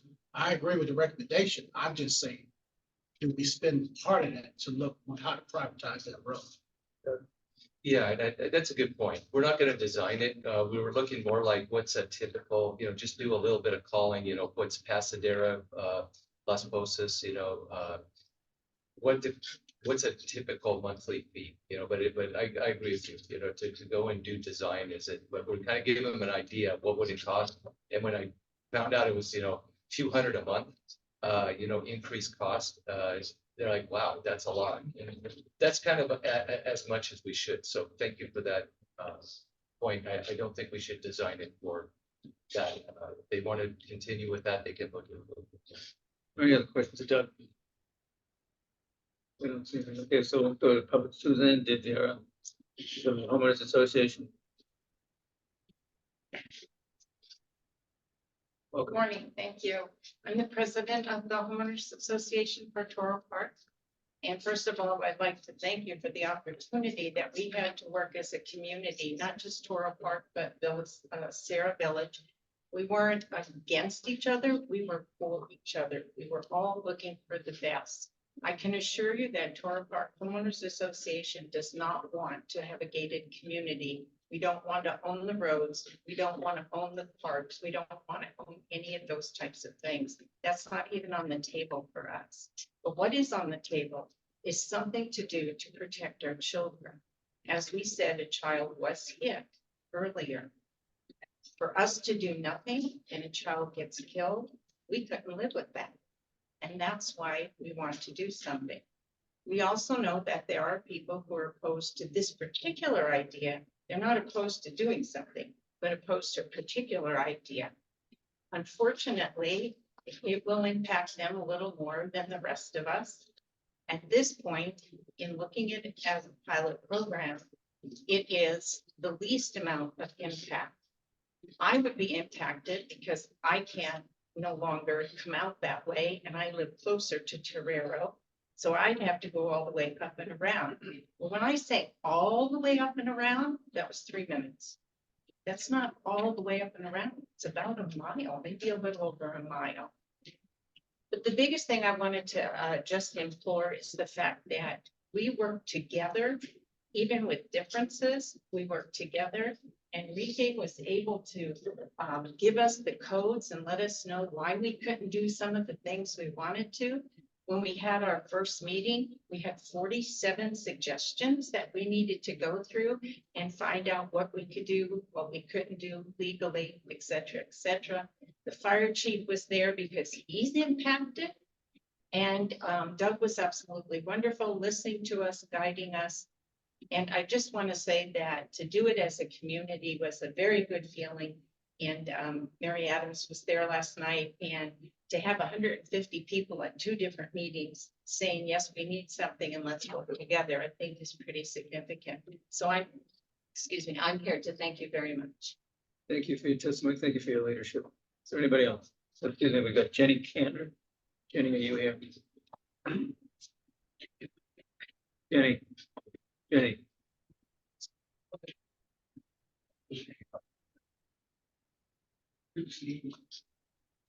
Hello, my name is Jenny Cantor and I live in that blue area that was circled. I live a couple-minute walk from Torero, so I'm kind of right in the middle of the neighborhood. And I have a petition that we printed on Monday morning and was signed by over 70 people in our neighborhood, 70, in the day and a half before we had our meeting last night. And to be clear, I'm going to read the petition, but to be clear, we are supportive of doing something. We are supportive of the funding and working together in this, but we don't like the solution of closing Torero. So the petition reads, we live in Toro Park Estates and have heard that the traffic solution that is being proposed to pilot is the closure of the Torero westbound entrance to Highway 68. This solution hugely negatively affects our commute times to work and or school. We understand many people are frustrated with the Salinas traffic going through our neighborhood in the mornings. However, this solution traps us in Toro Park, making it impossible to drive towards Monterey without first driving an extra couple of miles east towards Salinas and then sitting in the merging traffic on Highway 68 where 2 lanes go to 1 is where we're talking about, to drive west past Toro Park, getting to where we started. This would add between 15 to 25 minutes to our commute times each morning for those of us coming from the west side of Toro Park. Ironically, Toro, Sunshine, and Sarah Village homes, which are not even in our school district, would be closer to San Venancio Middle School, where my son goes, and Washington Union Schools than my house and the west end of Toro Park Estates. This feels like the wrong solution for us and many others who need to travel westbound daily. The closure of Torero adds multiple hours to our now reasonable commutes each week. The intent of the traffic solution was to improve the quality of life in our neighborhood, but the closure of Torero does the opposite and makes us drive more miles and sit in much more traffic each time we need to travel west. Please do not pilot the closure of Torero. And so that's the 70 signatures. I have an addition, given our meeting last night and all the work I've been doing with the committee as well as talking to Doug. We appreciate the work Doug and his team have done to explore the options. And our ask is, please, can we revisit option 1, which gives us still 2 exits out of Toro Park rather than just the far eastbound exit of Portola. It allows us to exit out the middle, which is Torero. So 2 exits out rather than just 2 entrances in. Guerrero is the central entrance and exit in our neighborhood. Thank you so much. Thank you, Jenny. Appreciate it. Next speaker.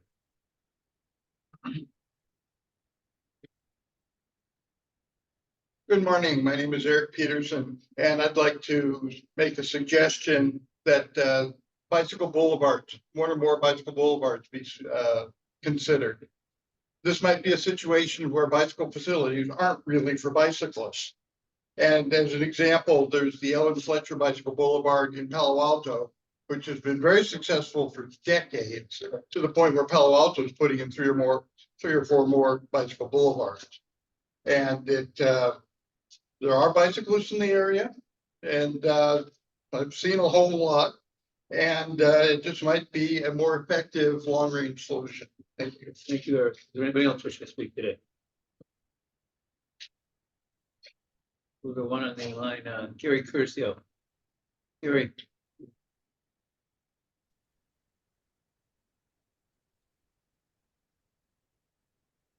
You are Gary. Yeah, thank you. I'm speaking today just as a Monterey County resident and a current resident of Las Palmas. This problem is, if you have not experienced this problem, you cannot understand how truly bad it is and how completely unfair it is to the residents of Toro. These people are being trapped in their own subdivision because somebody's trying to save a minute or 2 minutes merging back onto Highway 68. I make that commute and it can take, at 8 o'clock in the morning, it can take 50 minutes to get from Las Palmas to downtown Monterey. I strongly urge that you accept the staff recommendation. This is a pilot program. Something has to be done. I am amazed that there aren't more accidents, because when these, and it, by the way, it's mostly non-residents that are careless and reckless in trying to get back onto Highway 68. It is a nightmare. It needs to be fixed. This is a pilot program. Do it. Give it a try. Thank you. Thank you, Gary. Is there anybody else wishing to testify? Come forward, please.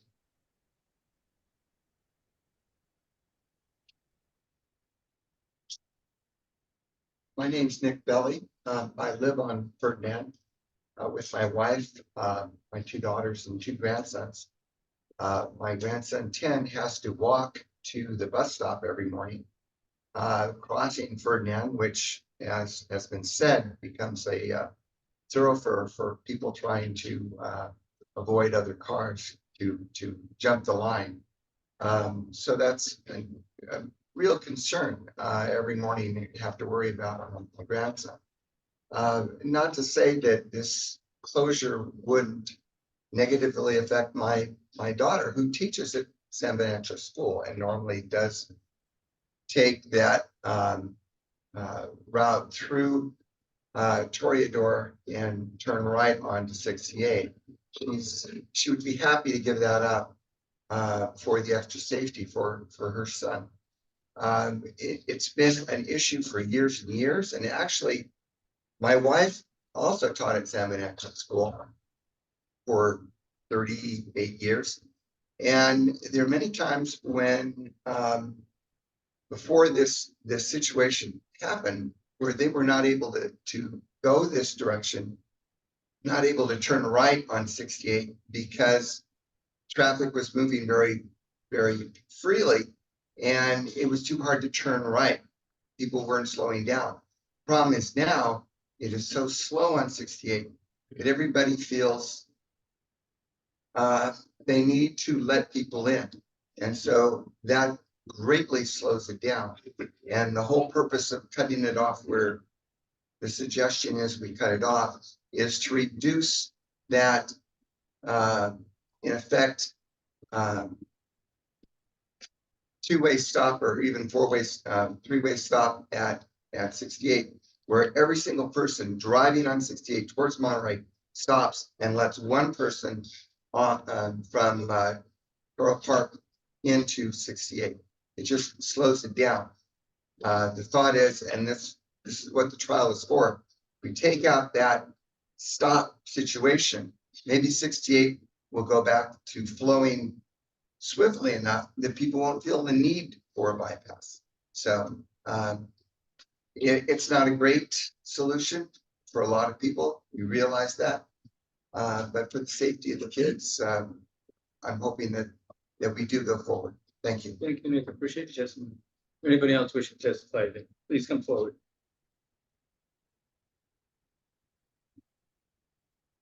Morning, thank you. Thank you, Doug, for all the work he's done. I'm Christina Brigantino, president of Sarah Village Home Association. It's been a pleasure working with these people, actually. I mean, I've lived in Sarah Village since 1977, save for a few years elsewhere. I used to be able to get in my car at 20 to 8 and be in class at MPC at 8 o'clock. Clearly, it's not that same way anymore. I can't even get to Toro Cafe by 8 o'clock if I left my house in Sarah Village at 20 to 8. I have felt bad for Toro Park residents for years. I don't know how they've dealt with it all these years. It's horrendous. I'm a cyclist, and I used to leave my house, stay on Portola Drive, and then left on Portola and then onto the highway to get to Monterey on my bike. I won't do that anymore. It's safer actually for me to be on the highway than it is for me to be on Portola Drive, as I'm riding my bike by all these commuters, basically, because I can see if there's kids in the car or no kids in the car. Not only are they commuting, but they're also on their cell phones, which is scary as all get out. So I'm thrilled that something is going to be happening, and I completely hear that section that is going to be affected adversely.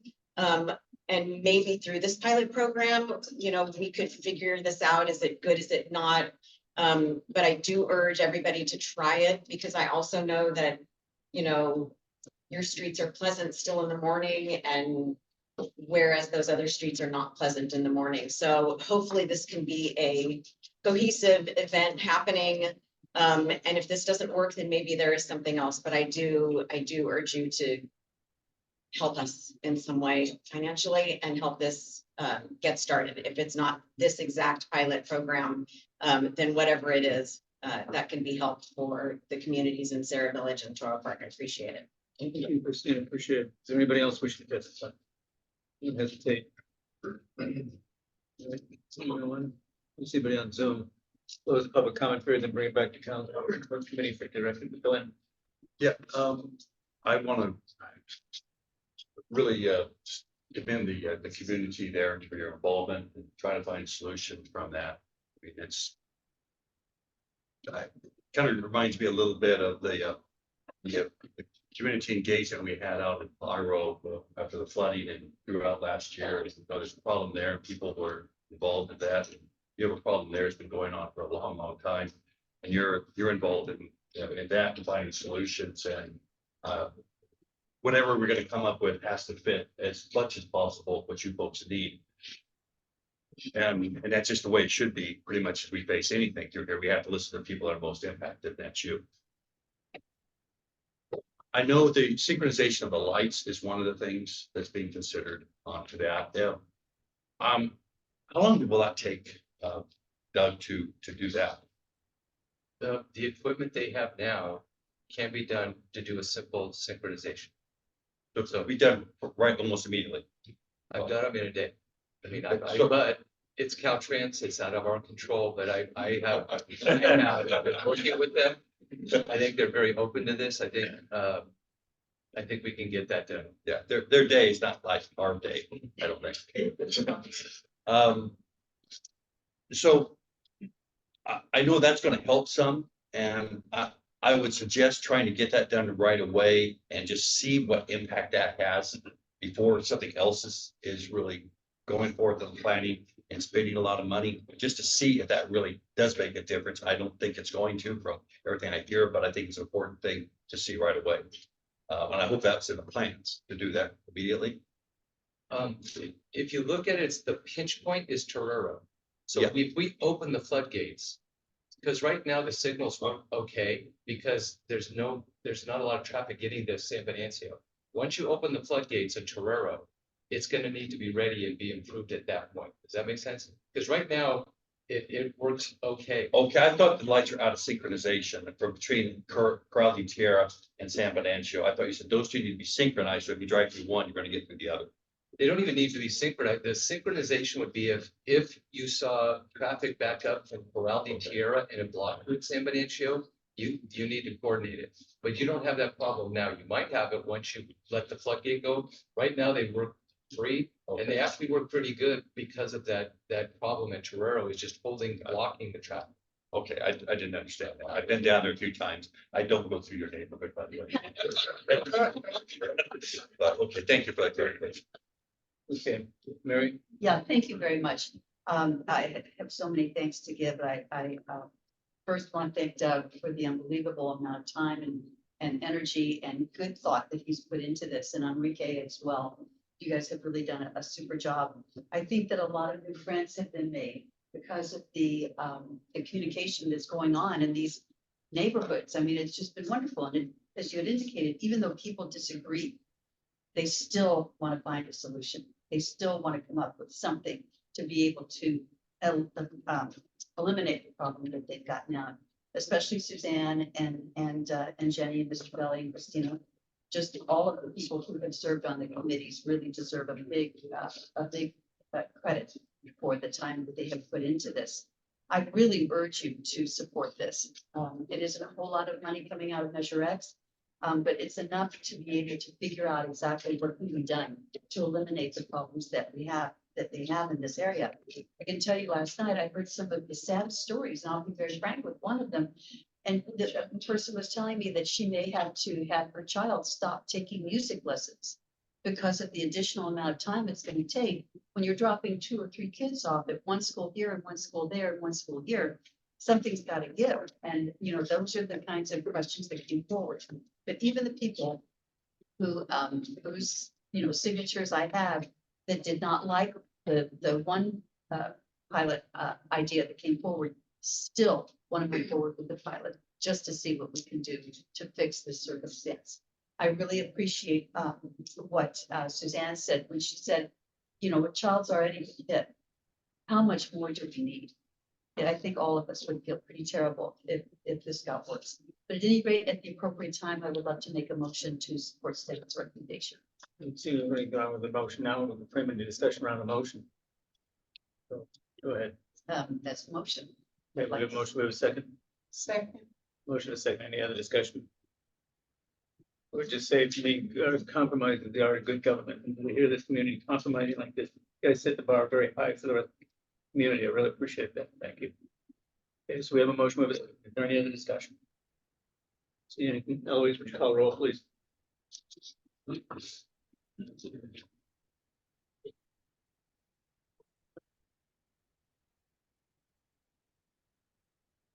District 1 Supervisor Alejo. District 2 Supervisor Church. District 3 Alternate Barba. Yes. District 4 Alternate Anderson. Yes. District 5 Supervisor Adams. Aye. City of Carmel by the Sea. Aye. City of Del Rio. Aye. City of Gonzales. Aye. City of Greenfield. Aye. City of King City. Aye. City of Marina. Yes. City of Monterey. Yes. City of Salinas. City of Sand City. Aye. City of Seaside. Aye. City of Soledad. Yes. Chair, the motion passes. Thank you. Well done, guys. Appreciate it. Okay, next item, number 8, which is receive a presentation from Monterey Bay Drones, Automation and Robotic Technology Initiative. Todd. Thank you. I'd like to invite Josh Metz and Matt Beatty up to make a presentation. To introduce this item, the Monterey Bay Drone Automation and Robotics Technology, the MB DART program, is something that myself and Watson, TAMC staff have gone to a few of their presentations. This is part of our keeping track of advancements in transportation technology areas outside of what TAMC normally works on, but just understanding progress that's being made in other areas so that the agency can be looking forward and be ready to incorporate new technology as it impacts the rest of our transportation system in our community. We wanted to invite these folks to make a presentation and talk about what they're doing and how the transportation agency fits within their efforts. Josh, welcome. Good to see you. Thank you, Todd. Thank you, board members, for the opportunity to speak here. we have a project idea that we're gonna present to you here, but we wanted to start really with a problem statement specific to Monterey County and the large area that the transportation network system here covers, the extensive state, county, and private road network, and the increasing frequency of climate-driven disasters impacting that system. These are just two pictures which you're all very well familiar with, I'm sure. The Big Sur Coast and the Pajaro River Valley. And what we're presenting is an opportunity to that we're pursuing to seek federal funding to develop a cutting-edge solution to assessing damage across a large area using uncrewed systems. And so for those who may not be familiar, the Monterey Bay Drone Automation and Robotics Technology Initiative is a 501c3 public benefit corporation that grew directly out of the Port Ward Reuse Authority's Economic Development Program. And out of that, we saw an opportunity to align industry, academia, government, community-based organizations towards the opportunities that these emerging technologies offer for real value creation to the communities here, both for local value and for exportable products and services. And we've seen that play out in a big way in the city of Marina, most recently with the growth of the Joby Aviation factory at the Marina Airport. Over the time that we've been a organization, we've contributed to over $3.5 million of philanthropic funding coming to be put to work to workforce development related to this topic. About $14 million of state funds to support the growth of companies in this area, and over $50 million in investment in private companies into Monterey County, with resulting in over 500 new jobs coming to this area. So we think this is a continuing opportunity, and we have most recently worked with our colleagues at the Monterey Bay Economic Partnership and UC Santa Cruz and many other organizations to launch this focused effort called the Monterey Bay Tech Hub, which is really trying to amplify this work. And these pictures here are all platforms that are being tested or developed in this area. From Joby Aviation's people moving aircraft, Archer, which flies out of the Salinas Airport. We have Matt Nelson from the Salinas Airport here, WISP operating up at Hollister, and then Parallel Flight in La Selva Beach, along with AeroVironment and the ag drone company, Guardian Ag Drones, which is operating out of Salinas here. So these are all things that are happening here, and the opportunity is great. So really, when we talk about advanced air mobility, we talk about kind of small to large categories of these flying aircraft that some have pilots in them, a lot of them do not. And there are, there's sort of a race underway across the country and around the world to develop centers of excellence using these tools for critical needs for the communities. So why does this matter to you all? And I think I started it off with that assessment, that increasing frequency of these climate-driven disasters. And what we have seen is that these systems can do rapid assessment of damages. And so in a case where there may be more than one levee failure or multiple roads out after an earthquake of some kind, we know, of course, that Cal OES and the emergency response teams have extensive aerial assets, but there could be a future case where those are overburdened. And so we think that there's an opportunity here for us to develop capability locally that could be piloted and developed here, become uniquely valuable to our region, and then also become a model for the state and other parts of the country. And so that's kind of what we've identified here, these regional problems that we could solve through a programs that we have developed and an application that we're looking to put into the Department of Transportation here coming up soon. So again, the basis for this concept that we have developed is it's called a minimum viable infrastructure of airspace management capabilities that have to do with sensors, data exchanges, people, and policies. And to get this started, we have launched in partnership with UCSC's Center for Drone Education and Research and 2 other private companies shown there, this thing called the Central Coast Flight Information Exchange, which is a live website that you can go to now. And you pilots or people operating in the air or people operating in ground public safety entities can have access to where drone operations are happening. And so this is a foundation of an information system that would help deconflict operations between uncrewed and aerial manned aircraft. And so in the case of a large disaster assessment, you could see a situation where you would deploy many of these drones, and they could also operate safely and securely with manned aircraft in the sky. So we are targeting this thing called the Strengthening Mobility and Revolutionizing Transportation program under the Department of Transportation Federal. And there's a 2-stage program. We're going after the first phase, planning grant, with a maximum award of $2 million. There's no local match required, so we're not asking for dollars from TAMC to go after this for this. We would be asking for staff time when we were to come back for an action item. I guess we're an information item today, so no ask today. But the reason we're talking to TAMC, of course, is that you have this need to maintain the functioning and resiliency of your transportation network. And we think that this program would allow us to develop a unique capability here that could be valuable in the short and long term for the county. So we have looked closely at this award. We've been working on this for several months. Matt Beatty is an expert who's a consultant with our team.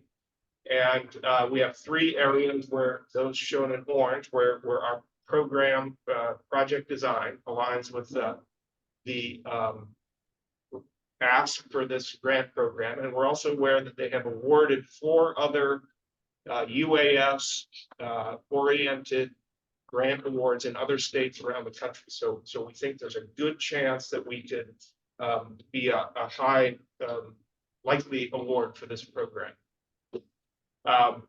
As you can see, the project design is focused on the basic concept that I've outlined. It involves it requires a consortia of government, industry, academia, and community, which we have a strong basis for here. And we have a number of components drafted. What we're looking for is engagement by the TAMC staff on this program to finalize the project design, to incorporate budget enough to include their program management and fiscal agent role with the project.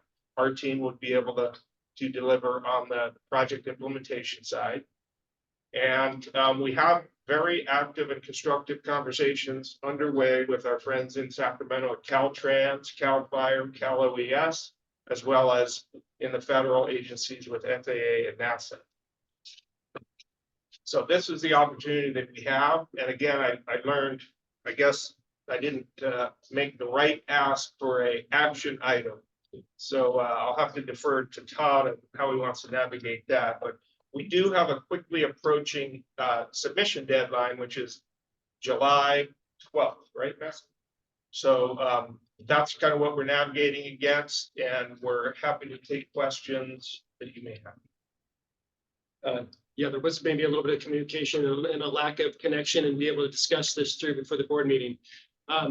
We can bring this back to our June meeting for action. Right. I think maybe what the board could provide is some direction on just their interest in supporting it so that staff knows whether they should spend time on that. Right. Questions? Michael. Couple comments. I absolutely hope the board does support this. I think this is very, very important for our future. It is going to be, especially the air mobility portion, you know, regardless of all the other portions that you've talked about. The air mobility is something I've been very, very interested And it's gonna take these kind of groups that will provide, like, what is the type of infrastructure we need to be planning for the Jovies and the Archers. So I absolutely am in support of a partnership working on this. I would encourage you. I noticed you mentioned the different airports and the different organizations you're working with, but I did not see one from South County. And we want King City, so. We have an airport, we'll definitely work with you, but at a minimum, if you have any outreach, I would love to see you reaching out to the high schools to show them what you're working on, to open up their minds and they see this other path that's available to them. But on the ag industry side too, drones are gonna be even more crucial going forward, especially the sensors on the ability to measure moisture, water contents. Those different things are important to the growers, so. Anyone on with questions then? Any questions? Yes. No questions, by comments. Okay, hold on. Yeah. I'll wait to, I guess a question, comment, but if you, Well, just so we get any questions out of the way, then I'll open up the public comment, then I'll bring it back here. okay, I got. So anybody in the public? I have a question then. Okay, good. I'm making a question. Okay, No, I see where, Josh, I think it's great, definitely supported. I love what you guys done since board days, right? Grew up for.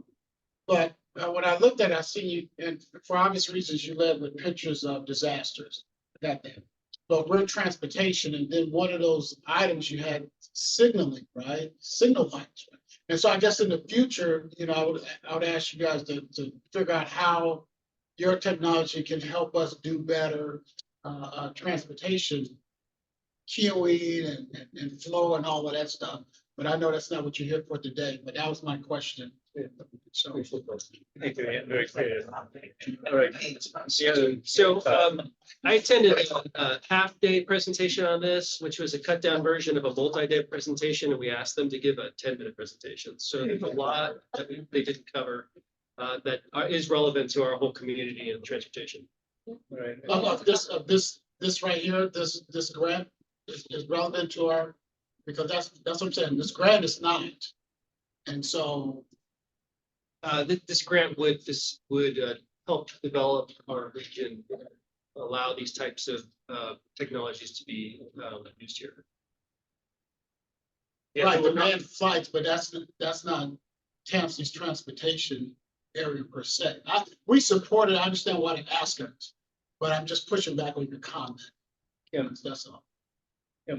So I appreciate the presentation, but I'm just curious about the privacy piece, from a public standpoint of what community would think and feel, because I know we get a lot of that anytime we deal with AI or any type of technology in our chamber. So I'm just curious as to how you're addressing that. Yeah, great question. Yeah, so the proposal that we are making would be for this planning phase of the work, which would take place over 18 months, which would involve, more detailed plans that would include specific ways to address those concerns. But generally, the use case that we're talking about is, related to transportation, because it's the scenario would be assessing damage over a large area after a flood, earthquake, or fire. And so the priority of getting that critical transportation network information to folks who would use that to be more efficient and effective with response, we expect would be the top concern, and below that there would be a whole set of other issues that we would have to address in those programs. But the good news is there are case studies from around California and around the country that we would draw in to bring in the best practices to address those concerns. Thank you. Before I open up the public, any more questions by directors? We'll open up the public 7:05, yeah.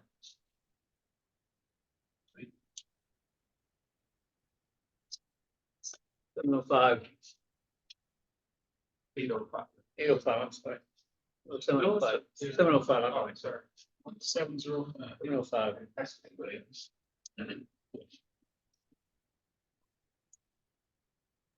7:05, you have the floor.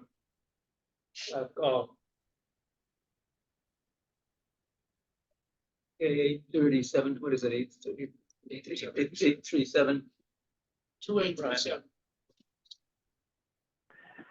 Hello, Brian Rosen here. I'm very concerned about having more ability to have government invade our privacy.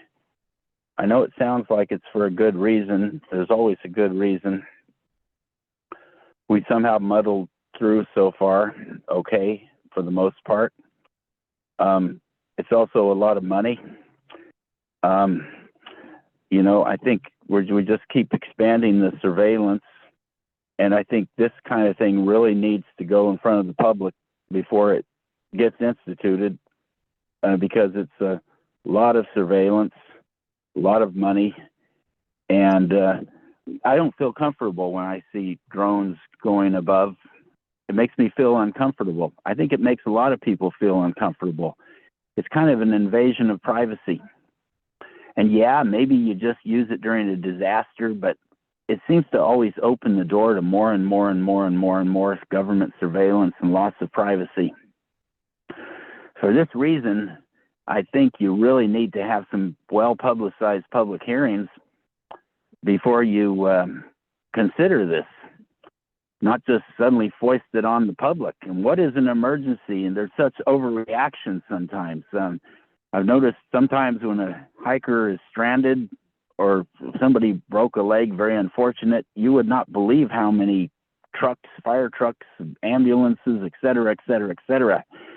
And so, or even a couple of guys that were lost that were, they even conceded that they sent too many people out there. But yeah, so what is an emergency and when would it be used? There's a lot of questions. Overreaction by government to emergency status. Drones, more surveillance opens the door. Are they going to, maybe we should just have them there all the time. Maybe that's what it will lead to. So please consider proceeding forward with caution. There's already too much government surveillance and loss of privacy. Way too much. All of our phone calls are being recorded somewhere on microchips, for example. So I don't think the public's necessarily going to want you to jump into this thing. And I would appreciate it if you would give it pause, and thank you for listening to my comment. Thank you, Brian, appreciate it. Number 705, which might be Lauren Moffett. 705. Lauren, last chance. Hello, can you hear me? I can hear you. Hi, Lorna Moffett here, and I'm concerned, you know, if you have so many drones flying around with surveillance, how do you know which are the good drones and the bad drones? I mean, a terrorist can say, okay, there's a lot of drones in Monterey, and let's send in, you know, ours. They can't keep track of all of them. That's number one. And I voice all the concerns that Brian Rosen raised, that the public doesn't know. It doesn't have enough time and enough forewarning from TAMC. It needs to be advertised and you know, the new local newspapers and all that, you know, because people are very busy, and we're just trying to stay alive, and we have jobs and more jobs, and we just don't have time to look at TAMC's schedule and go, oh my God, you know, this is happening. So I think there's a point where we have to say no to drones. I don't want a lot of drones flying in the sky. The sky is the last place of freedom for all of us, where we can look up and say, my God, look at the beautiful clouds, and you got all these little black insect-looking things buzzing around. I had a drone peering in my window a few years ago, and no one knew where it came from. No one knew anything about it. So please take that in consideration. It's a lot of money and surveillance for so-called good reasons that always lead just to more foul play. Thank you. Lauren, is there anybody else in the public wishing to speak? Thank you. Larry Samuels, UC Santa Cruz, and part of the Monterey Bay Tech Hub Coalition. I'd like to speak to a use case beyond what's being discussed today. And please understand that the state of California has no place right now to enable aircraft, new advanced air mobility companies to engage in point-to-point navigation. So if Archer wants to navigate between Salinas Airport and Rainy Airport, they cannot. All they can do is fly up out of Salinas Airport, fly around and land. If we establish an infrastructure within this region that allows point-to-point navigation with this minimum viable infrastructure, every drone company, every AAM company in California is going to come here and establish a presence here in order to be able to take advantage of that. It's the next generation for all of these companies. They have to start engaging and testing in a point-to-point basis. That is absolutely part of TAMC's mandate. Transportation is key to this. And I think that what Todd has, what Director Monk has suggested as a partnership is very germane to the duties of this board that I was a member of in the past. So. Thank you, sir. Appreciate it. Is there anybody else wishing to speak? Hello, I'm Matt Nelson, Airport Manager at Salinas Municipal Airport. Prior to that, I was the Airport Manager in Marina and had the absolute privilege of seeing Joby Aviation grow from its crawl, walk to run. And they were initially flown as large drones, if you will, and now they are piloted. In Salinas, we have Archer, of course. One thing I noticed with Joby is that they are able to fly for commercial operations sooner than we realize. The pinch point is going to be the interface with the FAA, air traffic control. And that's where I think this value, if we start collaborating with organizations like this, with the brain bites in the Silicon Valley, in our lack of population density, we're here. And I think it's incumbent on us to really take advantage of that opportunity here. And I'm in full support of it. Thank you. Thank you. Is there anybody else in public wishing to speak today? You know, I thank the board. Remind you that this is not right for actual direction, decision today, just direction. But we're bringing it back into the June meeting. Anybody wishing to speak? This question, yeah, so Todd, you mentioned, and you had also mentioned that if it did come, this came as an agenda item in June, it would still meet the deadline for the grant proposal. July. Yeah, July July, 12th is okay, the July 12th. target. Ideally, we could engage with the staff just to so it's informational before that. And Todd, you already expressed you're a supporter of that. You believe we have plenty of staff time. Well, it's never plenty, but. That's actually my number one concern, is staff time. And what we're trying to do is balance our engagement and maybe keep it to a lower level, but also allow them to proceed and have these opportunities of accessing the federal funds to move forward. So, so we would probably try to have a relatively minimal staff presence in this effort, but be a fiscal agent in a sense for accepting the grant. And we would be participating. You can't be part of it without having a certain amount of oversight. But I do think this is an opportunity, and we'd like to see our, as a region, it has a lot of opportunities that I think a grant like this would help them expect. Thank you. Chair, and I gotta say, I can't remember your name, sir, but the way he clarified the point to point, to be able to go from one airport to the other, really crystallized how important this would be. Again, I still want to see that. So I hope we all provide direction to staff. I'm an absolute supporter of this. I'll make that motion. Second.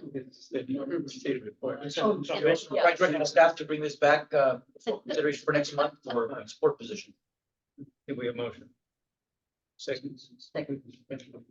Need a roll call. Always.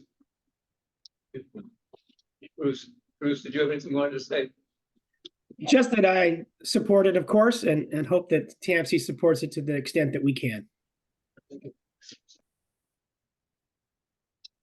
District 1 Supervisor Alejo. Aye.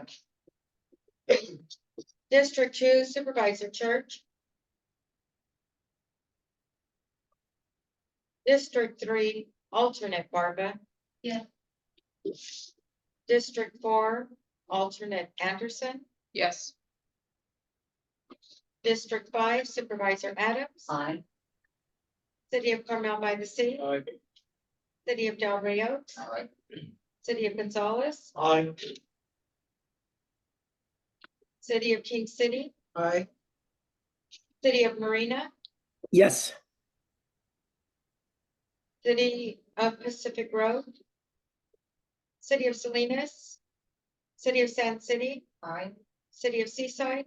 Aye. City of Soledad. Yes. Chair, the motion passes. Thank you. Yeah, next order of business is fiscal year 2024-25 budget and overall work plan program. Thank you for hanging in there with us. This is an important item for approval. Jeff Keiss will do a short presentation on our budget and overall work program. Our Mike Zeller's also there for the work program. I just want to mention that there's only minor edits to the overall work program. So we want to focus and no changes to the integrated funding strategy. So we want to focus on the budget for the action day. Good morning, Mr. Chair and Board. Jeff Keiss, Director of Finance and Administration for TAMC. It's a pleasure to make the final budget presentation for the upcoming fiscal year. I focused there we go. All right. Since we saw the draft budget in February, there have been a handful of changes to expenses on our operating side, where we've set aside additional funds for some of the initiatives that we discussed during the process, namely looking at new financial software to help manage the agency and its contracting, beginning the process evaluating our space needs for the fact the agency has to move in a couple of years, as well as adding some budget for additional staffing to accommodate overlap and pending retirement of one of our tenured staff people, and some additional CalPERS costs coming our way. The direct program budget really had a very minor change to its numbers, essentially fixing an error in a subledger that we use building the budget process. I also want to point out and call out really a capital expenditure that was mentioned in February. I just wanted to make a slide out of it, but namely embracing some feedback we got in the February discussion about using some of our unfunded reserves to pay down our pension liability we have with CalPERS. We do pay interest on that balance due several points greater than what we earn with those monies being invested. Likewise, we're gonna spend some money on a new upgraded vehicle for our fleet. The revenue assumptions, Vision Zero, the transportation vulnerability assessment, and North County activities for Safe Routes to School and FORTAG. Excited to have our first groundbreaking. I think that's next week. So that's where things are growing on our operating side, and some of the things decreasing are projects that are coming to a close with Safe Routes to School and some real projects. Revenue by type, you can see overall our direct program really growing 50% this coming year, and for the agency bringing us up 30% overall. It's a lot of growth for our little agency, and something we're all proud of. I took a whole lot of numbers and turned them into slices of pie. Must be getting close to lunch, but you can see on the operating side, really our distribution of money hasn't changed much in terms of the funding sources being state, local, and some very little reserves used on the operating side. Our operating budget, you can see, grows 9% next year. Some of that really is driven by some of those changes I called out in the earlier slide. And then in future years, there are some planned expenses related to some the future software anticipation and the office costs. Those are built into some of the small growth you see in operating. On the direct side, really not much change there. Our budgeting process evolved a couple of years ago. We do use reserves for outreach, legislative activities, the triennial audit, we go through that. We'll make our final payment from the old Caltrans audit finding, and then rail property expenses. Our direct revenues, this is where the slices of pie change shape. You can see that the state slice grows quite a bit. The state slice has grown, the local slice has grown, RSTP, fewer RSTP funds being used. And, but overall, the direct program has grown, as I mentioned, over $1 million for this upcoming year. And there was some question on the status of our reserves. I thought I'd make a slice out of looking at the trend in our unrestricted TAMC. These are TAMC's reserves, having grown quite a bit in the last few years. The draft audit, we still don't have our final audit for 23 yet. It does drop about $500,000, which was a budgeted and planned use of reserves for some rail that whose other funding had expired for that fiscal year. So that's kind of the picture of our reserves, and I wanted to include some detail there, which leads us to a recommended action to approve the resolution. Any questions by board members of the Anybody in the public wish to speak to this item today? Anybody? Back to the board. Motion to approve. Second. Motion and second, any other discussion? If I just say those pie charts are very helpful. The big difference. Thank you. We have a motion, we have a second. Always.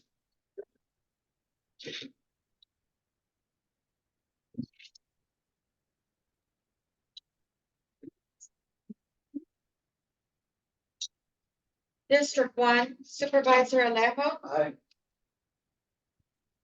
District 3, alternate Barba. Yeah. District 4, alternate Anderson. Yes. District 5, Supervisor. Hall. So City of Carmel by the Sea, Aye. City of Del Rio, City of Gonzales, Aye. City of King City, Aye. City of Marina, Yes. City of Sand City, Aye. City of Seaside, Aye. City of Soledad. Yes. Chair, the motion passes. Thank you. We'll move on then to reports from transportation providers, Caltrans.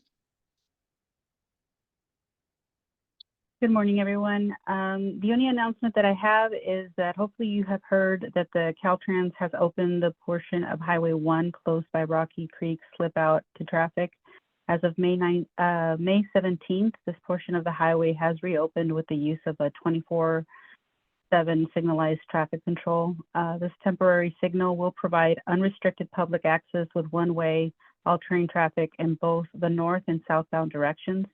The project team continues to work diligently to determine a design for the permanent restoration of Highway 1 at Rocky Creek.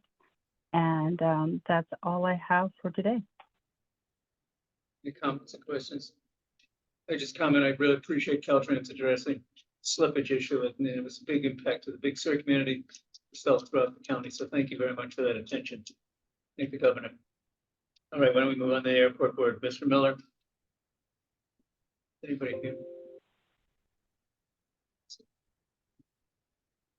You have a representative from the airport board. Okay. Well, then there's MSP, Lisa. Yeah, thank you. It is summer youth pass season, so they are now available for $38 for those who want to use public transit over the summer. Maybe it's an opportunity for some of our more independent youth to get around town and go to the movies or whatever shenanigans they come up with over the summer. We also have 225 free passes that we are passing out to individuals who want them, and we started our efforts contacting schools and nonprofit organizations who can help us distribute those passes. And then the other thing I wanted to mention is that it's trolley season. So the Monterey Trolley, through a partnership with the City of Monterey, I'm sorry she had to leave early, but we do have a new 10-year partnership with the city of Monterey for the Monterey Trolley. Huge attraction for tourists and help people off the road, get people connected between Cannery Road, the aquarium, downtown, and et cetera. So it's starting up again this weekend, Memorial Day weekend. And on that note, have a great Memorial Day. Thank you, Liz. Is there any comments or concerns? I don't see anything. Thank you, Liz. Appreciate it. All right, Air Service Board, is anybody from the state board here? Air Service Board. I don't see anybody up there. See ya. Then we'll go ahead, any public comment? Any of these issues? Yeah. The board's meeting attended by board members of candidates designated to dispense, anybody going on? Good. All right, Todd, the executive report. All right, thank you. A few quick items. We want to start off by introducing Mira Park, who's over here, our new sitting right next to Dave Delfino. They both have the title of finance officer. And we're lucky to have Mira started on Monday. And we have some overlap with Dave, so we can hand the baton and continue all of the hard work that happens in our agency to keep track of all the money and the programs, the grants, and everything that happens in the agency. So welcome, Mira. And welcome aboard. We've talked about the annual report enough, but just what I want to mention, it was mailed out to every resident in Monterey County. And nice to hear that people are enjoying it. I find it a very useful thing to use just to talk to folks about what TAMC does. And then finally, on Wednesday, May 29th, we have the groundbreaking for the first segment of the four-door Regional Trail Greenway, Forte, Canyon Del Rey segment. And this is very exciting, getting to start construction on the first segment of what will be many for the Forte system. So I know we have Mayor Donaldson will be there, and Mayor Oglesby will be there, and Mayor Potter will be there representing TAMC. So we're looking forward to having the ceremony. Thank you. All right, that's it. Okay, thank you. An opportunity for anybody to place any item on the agenda for future meetings, TAMC agency members, anything, any concerns? All right, we stand adjourned. Thank you. Adjourned at 11:18. Not bad. Not bad. We still could run a good meeting. Mayor Potter.